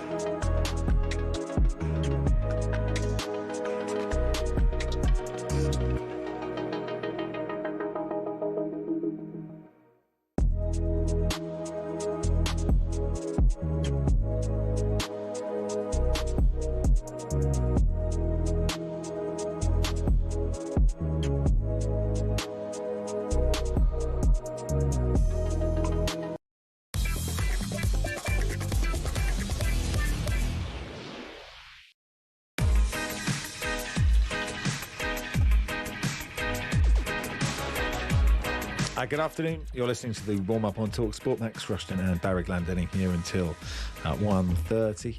Let's go to Swansea Sheffield Wednesday. There's been a goal, Lawrence Mora. Swansea 1, Sheffield Wednesday 0. The Swans taking the lead with a stunning team goal on 19 minutes. It started deep in their own half. They released Galbraith down the right. He then came back across. Cullen on the left-hand side released Timon, the left back. He was on the overlap, and his cross was tucked away by midfielder Gonzalo Franco, arriving on the edge of the 6-yard box. Must have been 20-odd passes to get that goal. Now it's just one-way traffic against the division's bottom team. 33 minutes gone. Swansea 1, Sheffield Wednesday 0. A question, Lawrence, for you, if Yes. you don't mind. I haven't really paid any attention to Swansea. I'm going to say in, I don't know, Since when were they Angle last? Wrangle was playing for them. since Angle, since Michu, and since Bafati Gomez. Yeah, how are they? Are they any good? What's going on? So they had a mixed bag start to the season. They actually invested quite well in the summer, and there was a lot of good feeling coming into the season. Snoop Dogg became a co-owner of it, right. Along with Luka Modric. So everything was looking good at the start of the season, and the manager they employed, Alan Sheehan, who was the caretaker last season, just got off to a terrible start. Absolutely terrible. They were in and around the relegation places. He was sacked. Vita Matos has come in as manager, Portuguese former Liverpool coach. His first job in English football as a manager, and he's turned the team around somewhat. So they've won the most games outside of Hull and Borough since the start of December. They win today. They go 5 points off the playoffs, and the Championship is just ridiculous in terms of how quickly you can move up it if you do string a few results together. But they are still a work in progress, Max. Let's put it that way. I happen to know Snoop Dogg is in Europe at the moment because he's an honorary coach for Team USA at the Winter Olympics. Is he at the game today? Has he flown over? So he's not here today. However, I have been told that there are plans this month to get him over for his first game at the Swansea.com stadium. He did a big watch along in LA, I think, for the Wrexham game that was just before Christmas. As you can imagine, they had a bit of a LA off, but with the Hollywood owners from Wrexham. So I think this month they're hoping to get him over for a game, and that'll be his first game. But he's talked this week about how he wants to make Swansea a global brand. So interesting times at Swansea. Yeah, absolutely. Oh, thank you, Lawrence. I look forward to asking about Swansea again in 2036. Meanwhile, it's Brighton Palace today, isn't it? And we're going to talk to fans of both sides. They podcast together, but we're putting them on separately. I'm not sure why, but we are today. Kieran Maguire, Brighton fan from the Price of Football podcast, joins us. Hey, Kieran. All good, Max. All good. Hi, Kieran. Hi, Barry.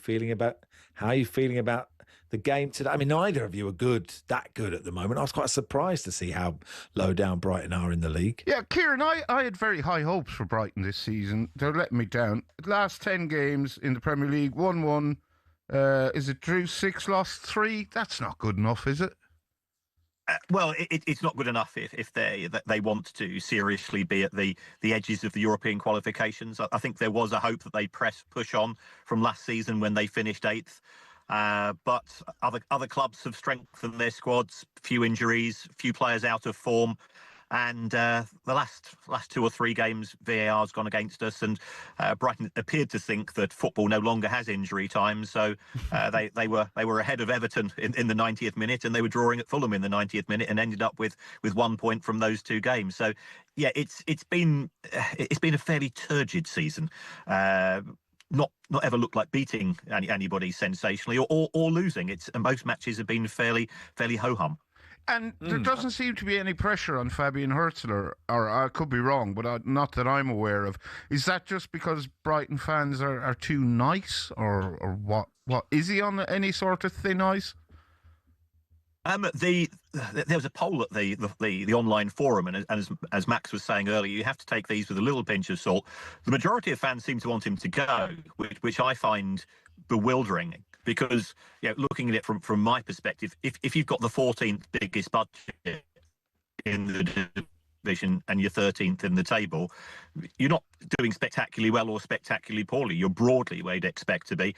But I think the club's created expectations. Following Roberto De Zerbi was always going to be difficult because he was box office. It was as mad as a box of frogs, But he was always good copy, very passionate, and so on.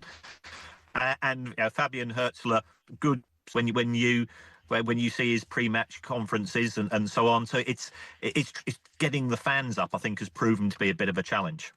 Yeah, I suppose it's the nature, right, of being a club that buys and then sells to Chelsea, that eventually, you know, recruitment, I don't know if your recruitment has not been quite as good. The players you brought in are kind of just not hit the levels of some of those guys that you've had through. I sort of think of a list of really brilliant central midfielders that Brighton have. I mean, Baleba, is Baleba the next £100 million man for you? Well, he's had a very poor first half of season, but when he went to AFCON, things started to improve. I think there's been external issues that have caused a few problems. The last 2 or 3 matches since he's back from AFCON, he has returned to be far more of the player that we remember from last season.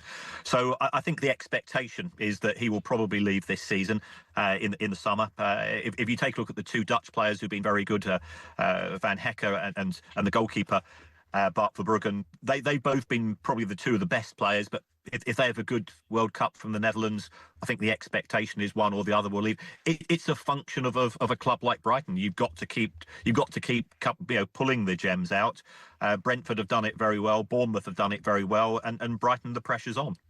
I was a bit bemused to see that you sent Brajan Gruda out on loan. I think it was on deadline day or not long before it.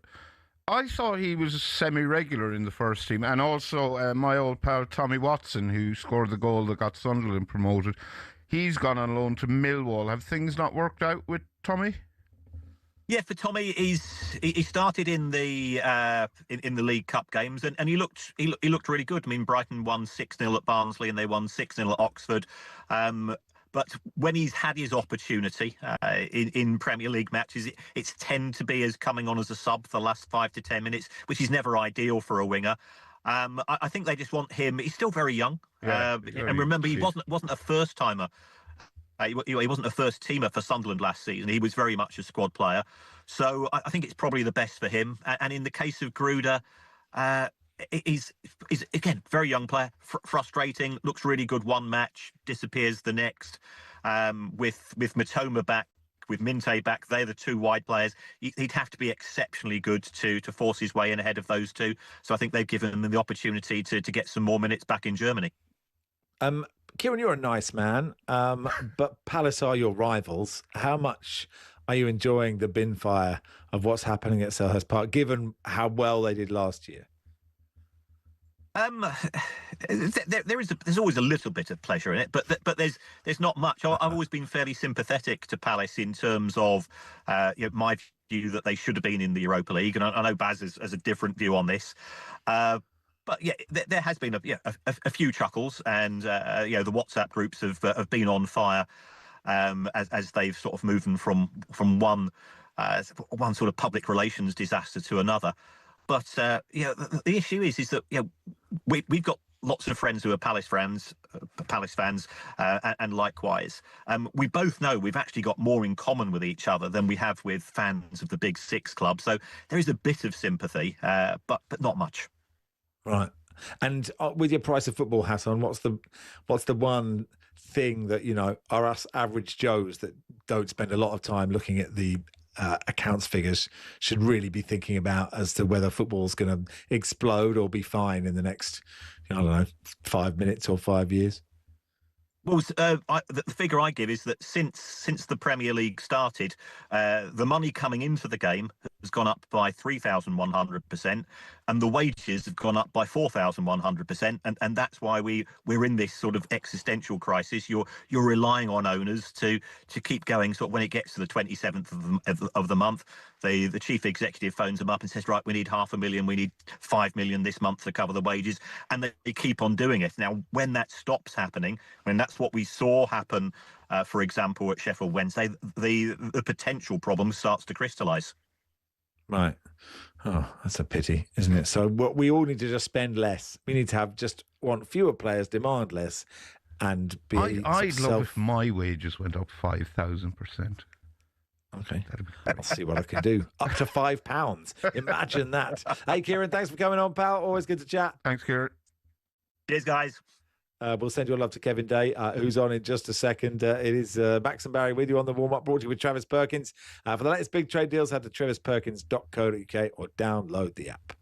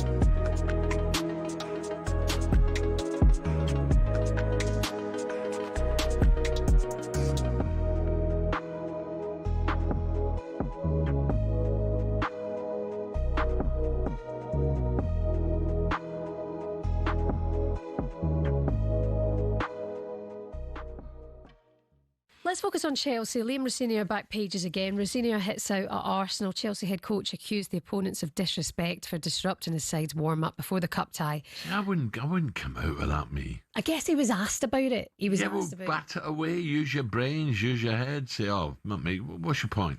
You saying that costs the game? Nah. He got a bit excited, didn't he? Really, you saw if you've watched the video, I'd love to see how far onto their side of the pitch they were, because they didn't pan round, did they? They just showed him giving a bit to somebody. You didn't see who it was at. You didn't see how far they were into there.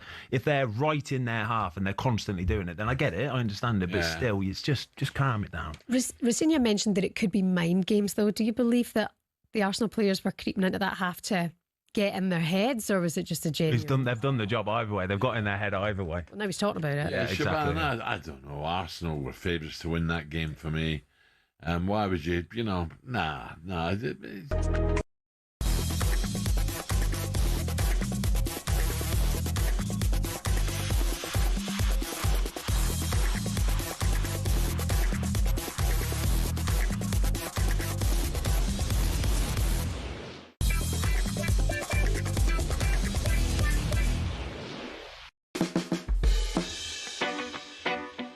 Afternoon all, warm up on talkSPORT on the whereabouts of Snoop Dogg. David Northampton says he was at the women's downhill this morning in Cortina wearing the biggest fur coat and blending in seamlessly, says Dave. Let's go to Sam Ellard. England versus Nepal in the cricket. We going okay? Not really, Max. Nepal need 25 runs from 13 balls to win this game of cricket. Lokesh has just come to the crease at 7 and has got 23 runs from 9 balls. Nepal have hit 3 sixes in the last 7 balls to give themselves here a really, really good chance of pulling off what would be one of the biggest upsets in T20 World Cup history. They're chasing 185 to win from 14 overs. They had 123 for 2, and WinViz, I should say, at that point, had them favourites to win the game. England, though, bounced back well with a wicket in the 15th, 16th and 18th over, and the 2-set batsmen, Pordello made 39, Ari made 44, both went in quick succession, as did Arif, who made 10. So when Lokesh came to the crease with the score at 126 for 4, you thought England were going to wrap this up. But as I said, 3 sixes in the space of 7 balls, 18 overs completed. Nepal 161 for 5, 12 balls left in the innings, 24 runs needed. This is well and truly game on. And England, Max, have got work to do here in the final couple of overs. All right, well, back to Sam as and when that game finishes. To Angelina Kelly, watching Arsenal City in the WSL. It's Arsenal 1, Manchester City 0. After dominating the opening 10 minutes, it's been a quiet half for Man City since Arsenal went ahead in the 17th minute through Olivia Smith. They've been knocking at the door with Alessia Russo testing Man City keeper Ayaka Yamashita twice. Caitlin Ford, who scored the winner for Arsenal in the Women's Champions Cup last week, has also looked very lively down the left-hand channel. And so far, Renee Slagers' tactic of playing goal-scorer Smith up front instead of on the wing seems to be working pretty well. The half-time whistle has just gone. It's Arsenal 1, Manchester City 0. Live on talkSPORT 2. Thanks so much. I need a half-time at Swansea as well. Lawrence Moore watching Swansea Sheffield Wednesday. Yeah, Swansea 1, Sheffield Wednesday 0. The home team leading through a stunning team goal on 19 minutes. 20-odd passes front to back. And Cullen releasing overlapping Timon from left back. His whipped cross was tucked away by central midfielder Franco. Truthfully, the Swans will be disappointed not to be further ahead. For Potnick and Galbraith have both gone close, and Cullen hit the bar just before the break. It's now 9.5 games since Sheffield Wednesday last scored a goal. At the break, Swansea 1, Sheffield Wednesday 0. Now let's get team news from the Amex. Brighton Palace 2 o'clock kickoff in the Premier League. Ian Abraham's there for talkSPORT. And 4 changes for Brighton. So Van Hecker drops out, Ayari, Gross and Welbeck. Kostulas comes in, so too Boskagli, Kurioglu and Howe. And the all-important team news on the bench is concerning James Milner, who I'm looking at, it's on the bench, so he could come on today and equal the record set by Gareth Barry for Premier League appearances. For Palace, it's simple, it's just 2 changes. Rare drops out, and so too does Brennan Johnson. In comes Adam Wharton into midfield, so it means that Lerma will drop into a back 3, and there's a debut for deadline day boy Strand Larsen as well. So Crystal Palace going with him up front today in what is, of course, the M23 derby. Don't know why it's derby. It's more of a rivalry because it dates back to Alan Mallory and Malcolm Allison and Terry Venables' times. But it is apparently a derby, the M23 derby. Thank you, Moose. Let's talk to Palace fan, then friend of the show, Kevin Day. Hey, Kevin. Hello there. How are you? All right? I'm all right, thank you. It's good to see England are about to lose to the Macclesfield of cricket. I wanted to ask, actually, how embarrassing is getting beaten by Nepal? If you get beaten by Nepal. Sounds embarrassing. I don't feel embarrassed. Don't know about you, Kev. I'm less embarrassing. I'll probably be able to laugh it off more than I could laugh off the Macclesfield defeat. And it's not the M23 derby. It's the M23 doesn't go as far as Brighton. To stop. These things are important to when you haven't got anything else to grasp at. When your season's petering out disastrously. We had your friend Kieran Maguire on about 5 minutes ago, and I heard. No, he was he was sort of too nice about you know how Brighton, him as a Brighton fan, were sort of watching Crystal Palace season burn. How are you feeling, Kev? He drives me up the wall. He's just too chipper. He's one of these people who thinks football is more important than rivalries, and he's absolutely wrong about the whole thing. Also, I noticed you mentioned Chelsea to him, didn't you? Yes, I did, yeah. Yeah, you did. I could see. You won't know. I've been married to him for such a long time. I could hear his top lip twitching. He gets very antsy when people mention. So, and he's banging on. I don't know what he's banging on about. Yeah, Kieran's too moderate about the whole football thing. I couldn't sleep last night. I've been walking up and down, which in my case is painful. I just want the whole thing over. Kieran's one of those people who's philosophical about the outcome of a football match, even Palace Brighton. He's one of those people who says, well, as worse things happen at sea. It's like, yeah. But at least I feel that. We've got a bench today, which is great. We've got. I'm very pleased about Strand Larsen. I'll tell you who's not pleased about Strand Larsen. The poor kids who work in the club shop and have to put the names on the back of shirts. They're really missing Eze. They were in and out. Eze shirt, you're in and out. No, we've actually got a bench which our manager won't be able to insult or humiliate after a game this time. So I still think that's the worst thing. Yeah, we love Glasner. Always will love Ollie Glasner. He's been fantastic. But when after the Sunderland game, he said, well, I couldn't bring any on. None of them are good enough to bring on. You can't. I think that was a very poor thing to say, but our bench today is actually very, very strong and hopefully won't be needed. Yeah. How's Brendan Johnson doing? I sort of feel for him going from one bin fire to another. He's yet to set the world alight. He's not pulling up any trees. I've got a load of euphemisms written down here for, at the moment, he's a work in progress. The jury's out. I'm told by a Tottenham fan that one game out of 4, he will win the game for you. So he owes us 2 games at the moment because I do feel he came into the club at a very. I mean, it's an indication of how bad things are at Tottenham that he couldn't wait to get out of there. But he came into the club to Palace at a very unsettled time, both on and off the pitch. I think today. He's on the bench, but he's now part of a squad that's as strong as it's been for a long time. It must have been difficult for him when he was arguably the best player we had available. And he's clearly a good player, isn't he? He's obviously a good player. It's just the trouble is we've mentioned this. You know what football fans are like. Palace fans have been spending months moaning we don't spend enough money. Now we spent too much money. Like Stan Larson's not worth that. Brennan Johnson's not worth that. He came in for a bit. He's clearly a good player. I'm annoyed that he didn't score against Forest. I mean, because I spent a whole week telling people, no, it's nailed on. He's about to go back to Forest and score there. He didn't, but fits and starts. I think is the nicest you could say about him at the moment. But he couldn't choose a better place to come on as a sub and score a goal and kiss his badge than away to that lot today. So fingers crossed.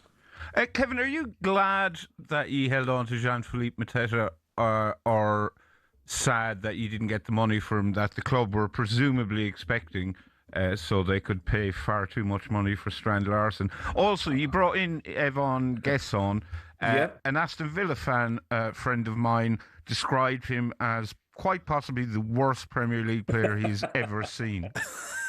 Well, that chimes with a friend of mine who's an Aston Villa fan, who's a coach, who says, I asked him, and there was a brief pause, which is never good. He said, "Well, he's very athletic. He gets about. Puts himself about. He puts. I do feel sorry for Mateta. I mean, he'd spent all that money on his Babel lessons to learn Italian. He'd been going to every Italian restaurant in Croydon to learn how to eat pasta properly. But he's been playing too much. Everyone at Palace knows that he's been playing with a knee injury. He's been playing through the pain. And I feel if we'd had a bigger squad, we wouldn't have had to rely on him so much. So you can't help but feel for he expected to go for a big money move. He wanted to go abroad. He hasn't been the same player this season. He has. I mean, it's 1-on-1. He's just arguably the worst. I mean, I was a bad Sunday League footballer, but 1-on-1 his stats are terrible. But he was a real talisman for us, and that whole if you're not a brilliant footballer, kick the flag, the corner flag, and shout boom, and then everyone will love you, and that's pretty much what he did. But when he joined us, he was awful. But he scored his first goal against Brighton, which was a backheel nutmeg. He backheeled it, nutmegged the goalkeeper, and we all thought at the time, well, he's done his job. Sell him now. But we've got far more goals out of him than we ever thought he would. But no, I feel sorry for him. And on his day, he was. That's not because he's unstoppable. That's not true. He's not Erling Haaland. On his day, he had moments in which he looked like a quality Premier League player, but unfortunately, those moments were fewer and far between in the past couple of months. So I genuinely think Strand Larsen is an upgrade, to be perfectly honest. But Barry, you're quite right. I did get the slightly sarcastic tone of your voice, partly because I expect it. We have paid a lot of money for Strand Larsen. But everyone, it's amazing how football fans are, because the same football fans that have spent months telling me Palace are useless, we've got a terrible team, and now saying, well, Strand Larsen's coming into a much better team. So you never know what's going to happen with. So we'll see. I think he's probably an all-round better footballer than Mateta was in a way, but he's got to go. Well, I imagine his agent and he will have had some meetings saying, look, what do we do? We can't kick the corner flag. We got to do something. But he's Scandinavian. Has to score break. He could have a long time to figure out what he's going to do by way of celebration. 15 or 20 matches if the first half of the season's ain't to go by. He's Scandinavian. He's more reserved, isn't he, than French people when it comes to scoring goals, I imagine. But he'll have thought something. Maybe some kind of smorgasbord reference that we don't get. Pull a herring out of his shorts and wave it around. Anyway. We've all celebrated by pulling a herring out of our shorts at some stage. Of course we have. Hey, cheers, Kev. Thanks for coming on. Enjoy the game if you can. Yeah, thank you. Kevin Day there, a comedian and Palace fan. Dot ball, first of the first ball of the last over. Nepal need 10 off 5. It is incredibly tight in the cricket. Back to Sam Millard in a second.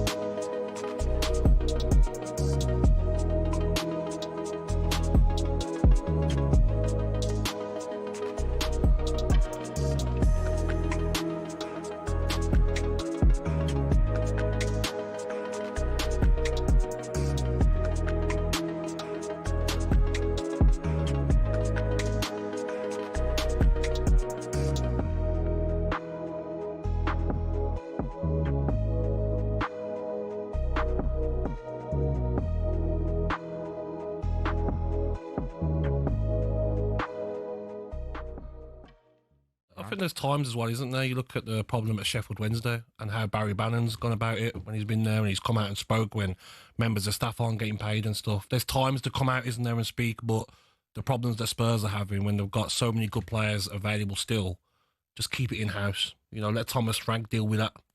Yeah, for sure. Because Thomas Frank has obviously been asked about it. He was quite diplomatic in public. In private, would he have been fuming with his captain, you think? I think so, yeah. I think he would have been fuming. Does he do fuming? He does sort of quiet fuming. Scandinavian fuming. Yeah, he doesn't shout and bawl, but he will drag you in there and have a word for sure. Because you were with him for how long at Brentford? 3 years. 3 years. How many times did he blow his top during that period? Once or twice in the dressing room, but for sure, there were times he would drag players into the office and let them know. But in his way, he's not a shouter and baller. But in his way, he's more than willing to sort things. Well, what do you think about him making the step up to being the Tottenham manager? Because it is a step up, isn't it? I mean, although you look at the table and Brentford are 7th and Tottenham are in the bottom half of the table, there's more scrutiny. Yep. There's a lot more noise around the place because it's a bigger football club. So how do you think he's going to handle that? I think he's got all the tools to handle it well. I think he has handled it well. Obviously, the results haven't gone so well at the minute, but. As Lewis Hamilton, now at Ferrari, dares to dream of a record 8th F1 world title, the Tifosi will be hoping the Brits can bring glory back to Italy. To many, Ferrari and Formula One are inseparable. They're the only team in the sport today to have competed in the first World Championship in 1950, are the most successful team in history and have built some absolutely gorgeous cars. Their first driver's title was won in 1952 by Alberto Ascari.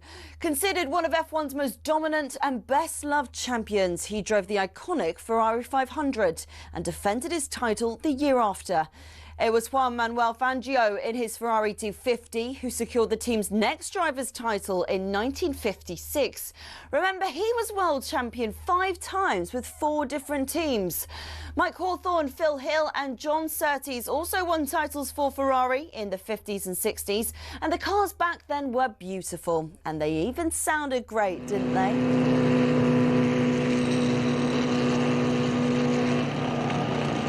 Anyway, Ferrari went 11 years without winning a title until Niki Lauda won in 1975 in the iconic 312T. Throughout much of the 80s and 90s, though, Ferrari looked like they'd never go all the way again.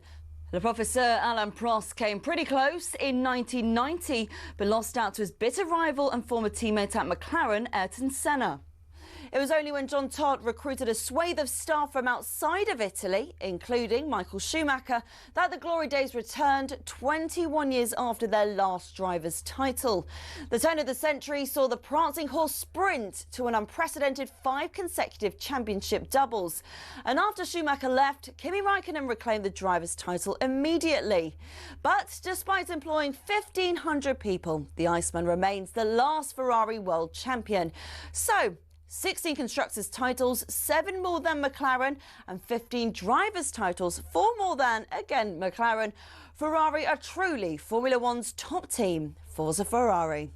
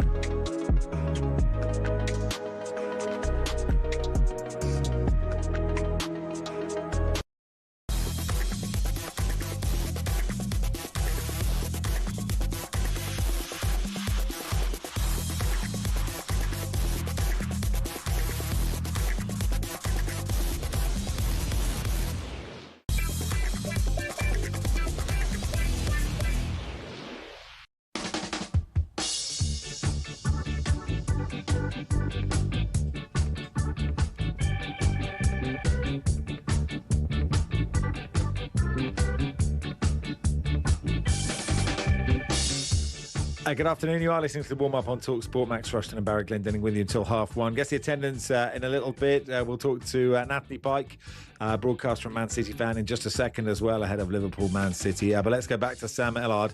I tell you what, Sam, I've never gone from not knowing a game was happening to very invested in a cricket match. Is this a pre-season friendly, you said to me 3 hours ago? Oh, wow. Not quite, Max. I think you feel for Nepal, don't you? You feel because they were flying, and actually the last over, and the wicket in the last ball of the previous over just did enough for England. Yeah, I mean, that is a remarkable game of cricket. Huge size of relief, I think, for everybody associated with England cricket. And yeah, fair play to Nepal. I mean, their story is absolutely remarkable. I mean, it was just in 2014 they were granted T20 international status. They were handed one-day international status in 2018. This is their third World Cup, but that was a remarkable run chase there. They did so well. Their power hitting through the middle was fantastic. England's bowling was really, really poor. And fair play there to Sam Curran, because 10 runs was needed off that final over. And the way Lokesh were striking it, I thought Nepal were favourites there to win that game. I mean, sort of Winviz had them favourites going into the final couple of overs. But Sam Curran there used all of his experience to nail a couple of really good Yorkers. And yeah, Lokesh came in 39 from 20. It was some innings. I think England always looked like on paper they had a much stronger batting unit than bowling unit, and I think today we saw pretty good evidence of that. They were pretty good with the bat and with the ball absolutely all over the place, but my goodness me, boys, they've got away with one there.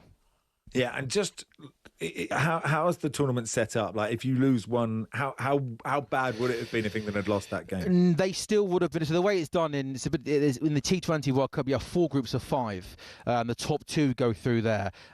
So England, with 3 wins from 4, still would have been able to get through. So wouldn't have been losing out for England. And they haven't got the hardest of groups. So if they were to listen, it would have been pretty embarrassing to lose to Nepal. But they still would have been able to get through with 3 wins from 4. And they've also got Italy, Scotland and the West Indies in their group. The West Indies beating Scotland in the opener. So if they did lose, it would have been an awful result. But if they won their final 3 games, they still would have most likely got through to the Super 8s.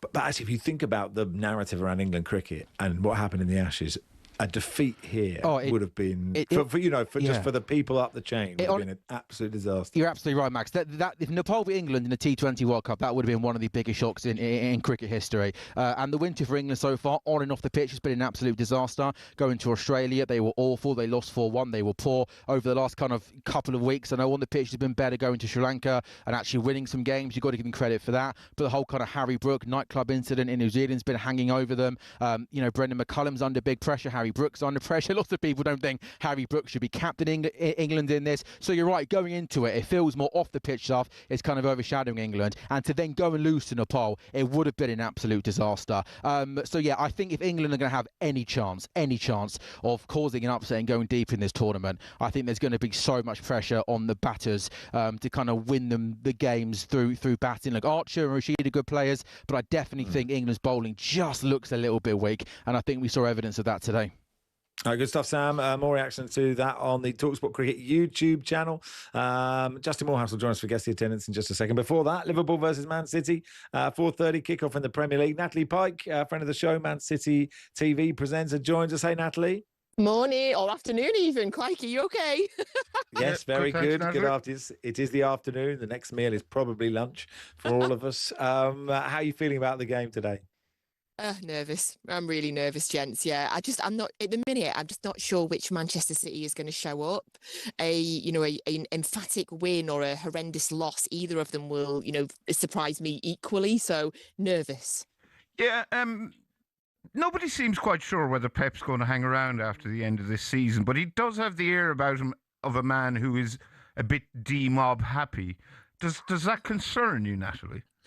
To be honest, I'm not thinking about when Pep's going to leave. I think the speculation around that is just people looking for something to talk about, to be honest, because I genuinely believe that Pep Guardiola hasn't decided when he's going to leave and nobody knows what goes on inside the mind of that man. So I try not to think beyond the sort of the next game, which really does sound like Pep, doesn't it? Yeah, it's been such an interesting season because I remember the opening game of the season. Who was it? I mean, it was Wolves, to be fair, wasn't it? And I just thought, oh, well, City have won the league. Reinders is the new De Bruyne. Yeah. This is all fine. And I can't remember when the wheels haven't fallen off, have they? But it's just been an odd season. And I guess actually, you know, obviously there are loads of brilliant players in that team, but like defensively, they're missing players. The squad is just not as well rounded as it has been for so long. Yeah, but I think that you know, Manchester City have set unbelievable expectation levels. When you win the Premier League 4 years in a row, and you win a treble, and you do 100 points, and you know everything that this club has achieved, you know, for people of the expectation levels have been set. That cannot carry on. That cannot happen every single year. So, you know, and of course the treble winning season, which, you know, was only 2 seasons ago, I don't know if that squad and that team will ever be matched again. You know, maybe not even just for Manchester City, but for the Premier League, you know, to have won a treble in this era of football. So, yeah, no, I agree that, you know, the squad is not as strong as it was, but also, I'm okay with that. Well, that's interesting you said it because it is so interesting about expectations, isn't it? Because you saw, you know, Arsenal, what it meant to them to get through to the Carabao Cup final. And I know it was a slightly different game and there was still jeopardy in that game until right at the end. And City basically beat Newcastle after 7 minutes. It was done. But, you know, City fans are a bit like, it's only the Carabao Cup because, you know, you've won so much recently. Like it does change how you appreciate football, I guess, unless you have like enough perspective. And I know you've supported City for a long time, Natalie. So, you know, there are times when City weren't brilliant, but it is, you know, no one will be crying for Man City if they don't win stuff because they won so much stuff. But it must change your experience as a fan. No, do you know what? I genuinely don't think it does. I've not heard any Manchester City fans say, "Oh, it's only the Carabao Cup final." They're quite the opposite. I think we're really excited to be in the Carabao Cup final. You know, we didn't win anything last year, and it is a competition that, you know, Pep's had got such amazing history with, that we as a club have got great history with as well. And I think, you know, for people like myself, which is, you know, still a majority of the fan base that have supported this club, you know, since way before we were any good, you know, any experience of going to a final and opportunity to win a trophy, you know, we appreciate hugely. I get it from the outside that people don't want us to win things because we've won so much, and you know that was the same from, you know, Man United in the 90s, you know, and other teams before that as well. But I think we desperately want to win the Carabao Cup, and also because it is against Arsenal. Natalie, but it seems a ridiculous question to ask. Maybe it is, but because he's top scorer in the Premier League, but by his own incredibly high standards, do you think Erling Haaland is having a good season? It seems to me he goes missing in a few games, like almost to the point where he might as well not be on the pitch. That's a great question. You know, that's a really good question, a really tough one to answer, because obviously Erling Haaland is still the leading goal scorer in the Premier League. He's still scored a huge amount of goals this season for Manchester City, but also for his country. You know, pretty much because of him, his country are going to their first World Cup in 25 or more years. So the idea is he having a good season. If you'd asked me that 12 games ago, I'd tell you that he's probably going to win the Ballon d'Or. But obviously 12 games I wouldn't have asked you 12 games ago.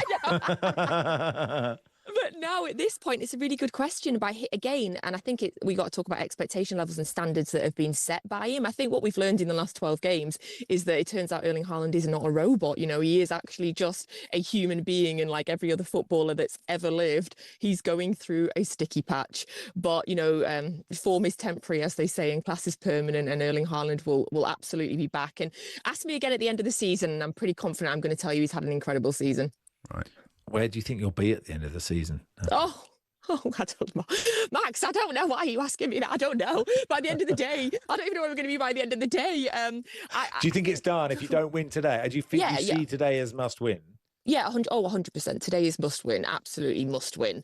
Yeah. I mean, I think realistically, City are not going to win the Premier League, and that is not because I think Arsenal are going to bottle it, actually. I think it's because we aren't going to go on the 14-game winning streak that we would need. However, I do believe that Manchester City can beat anybody in Europe on their day. And so, therefore, I do expect us to win something, 1 or 2, maybe cup trophies by the end of the season. Yeah, which wouldn't be it. That would be okay. That'd be phenomenal. It'd be phenomenal. Fine. Yeah. Well, look, enjoy the game. Thanks, Natalie. Thanks for coming on. Thanks, guys. Thanks. Natalie Pike there, Man City TV presenter. The latest talkSPORT Daily podcast, by the way, asks if Pep has still got the Midas touch. Just 1 win in 6 in the Premier League. Ollie Klink joined by talkSPORT's man in Manchester and former Sunderland fullback Mickey Gray. Listen on the talkSPORT app or wherever you get your podcasts. And we will play Guess the Attendance in just a second.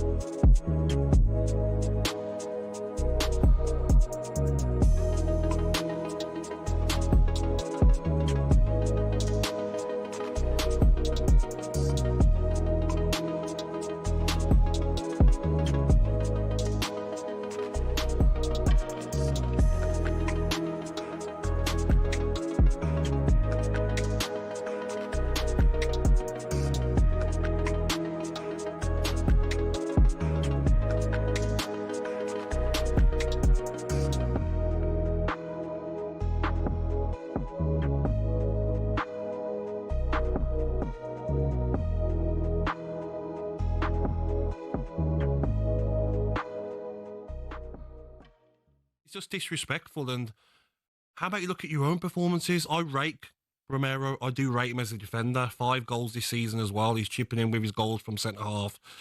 But you haven't had the best of seasons. You cost your side on numerous occasions with poor defending.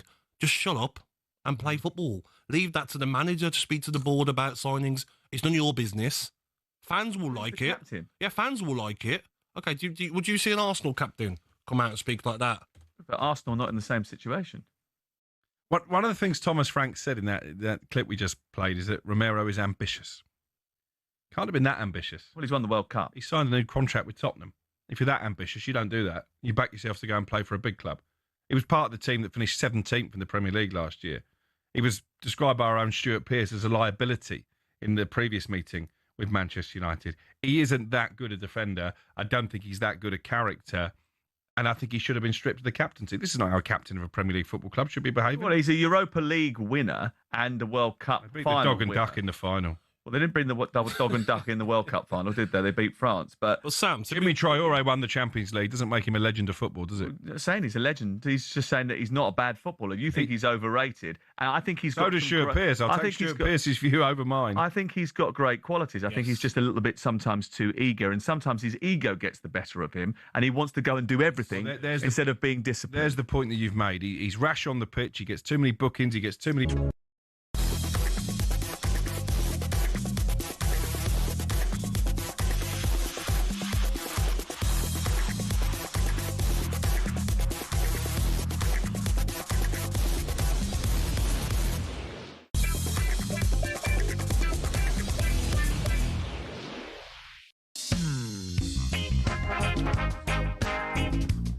Into the final stages of the warm-up on talkSPORT with Travis Perkins for the latest big trade deals.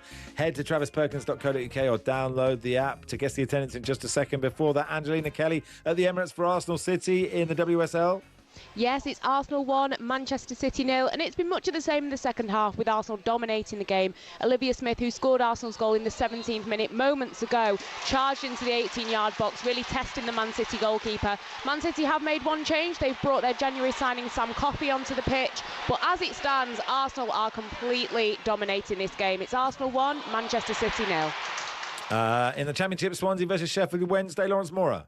Swansea 1, Sheffield Wednesday 0. A double change on 56 for the Swans. Yakule and Fulton on. Cullen and Stamnich off. The chances keep coming for them, though. Burgess has headed narrowly wide. Vaponic almost bursting through, but the visitors keep surviving. So they're not out of this, although it is now around 850 minutes since they last scored a goal. Swansea 1, Sheffield Wednesday 0. Right, just time for Guess the Attendance. Today, top comedian Justin Morehouse takes on top journalist Barry Glendenning. Welcome to the programme, Justin. Thank you very much. Good afternoon. How are you? You got my dog in the car as well. Oh, yes, there it nice is. Dog. All right. What's the dog's name, please? Polly. Polly. Okay. Nice dog? Oh, yeah. All dogs are nice, aren't they? I mean, well, she's just, she heard you talking about her then. Yeah. Yeah, they? she's fine. Are they all nice? She is a rescue dog. I talk about this on stage. She came from a puppy smuggling gang. And my mate, when I told him, said, Amazing, isn't it? I said, he said, what? He said, what they can train him to do these days. I said, no, she was smuggled. She's not in the smuggling. Let's play Guess the Attendance, guys. 4 wins in a row, by the way, Justin. It's exciting, isn't it, for Manchester United? Yeah, for Manchester United. Yeah, very exciting. Title charges on. This is Champions League places, Champions League places. Let's go for the big one. When you said 4 wins in a row there, Max, I thought you were talking about me and Guess the Attendance. But no, it was Manchester United. Have you got 4 wins in a row? I think so. I've definitely got 3, and I think it's 4. But... Wow. I'm going to get my beard cut off if Barry gets 5 in a row. Yeah. But the last 3 times 20 million followers, Justin. Certain mutual friend of ours keeps texting me saying I'm heartless. I'm trying to be nice and lose, but I can't. Even when I'm winning, I'm losing. Well, love to Barca Jim. Let's play Guess the Attendance then. We begin, gentlemen, at Molineux. Wolves 1, Chelsea 3. Jared Gillett of the Gold Coast in Australia refereed this game. Cole Palmer's hat-trick, 2 penalties and 1 satisfying one into the roof of the net. But how many were there to watch Wolves lose again, this time to Chelsea? Barry, we'll start with you. I think Wolves fans are still going to watch their team. I got 31,000. 30,999. 29,762. It is Justin 1. Barry Glendenning 0. We go to the MKM Stadium in Hull. Hull 2, Bristol City 3. Now, we all know there was a squirrel there that's not being included in the attendance. It's important to point that out. Oliver Langford, son of Bonnie of the West Midlands. It would be completely nuts, isn't it? For years, I thought that squirrels hibernated, but apparently they don't. And I'm absolutely sure, I still won't believe it. No, what squirrels do is just rip your bins apart. Yeah. I mean, I'm not anti-immigration in any way, shape, or form. I don't want you to think that, but I think you should send all the grey ones back. I understood. They don't like our way of life, like a nice foxy red British squirrel. They shouldn't be here. I live in London. They don't assimilate, do they? I've seen They more don't squirrels assimilate, Justin. in London, in my suburb of London, than I've ever seen out the country. It's ridiculous. Yeah, squirrels. It's mad. Coming over here, taking our red squirrels' jobs, whatever their jobs were. Squirreling stuff away. Yeah. That's what they do. If we clip this up, we can get breakfast on Talk Radio. That'd be exciting. Anyway, Hull 2, Bristol City 3. Oliver Langford refereed the game, but how many were there, Barry? No, Justin. Yeah, 14,000. 14,000. 14,001. 20,848. One apiece. Sorry, Hull. We go now to London Road. I'm very disappointed that I have to read this out, but I didn't put this Guess the Attendance together. Tom Jones did. We go to London Road, the Western Homes Stadium. Very good. Peterborough United 6, Wigan Athletic 1. But how many were there to watch Posh get the Wigan were robbed in this game. But how many were there to see Peterborough just shade it 6-1 against Wigan? Barry. 9,011. Oh, 9,010. 8,443. Justin 2, Barry 1. We go now to League 2. Cambridge United on their longest ever unbeaten run. 6 wins in a row. They go to bottom of the table, Harrogate, and they lose 2-1. Of course we did. Edward Duckworth, grandson of Vera from Preston, refereed the game. But how many were there in Harrogate for the win, Justin? I went to Harrogate last season, and it was full. Yes. 3,895. 3,895, Barry. 3,894.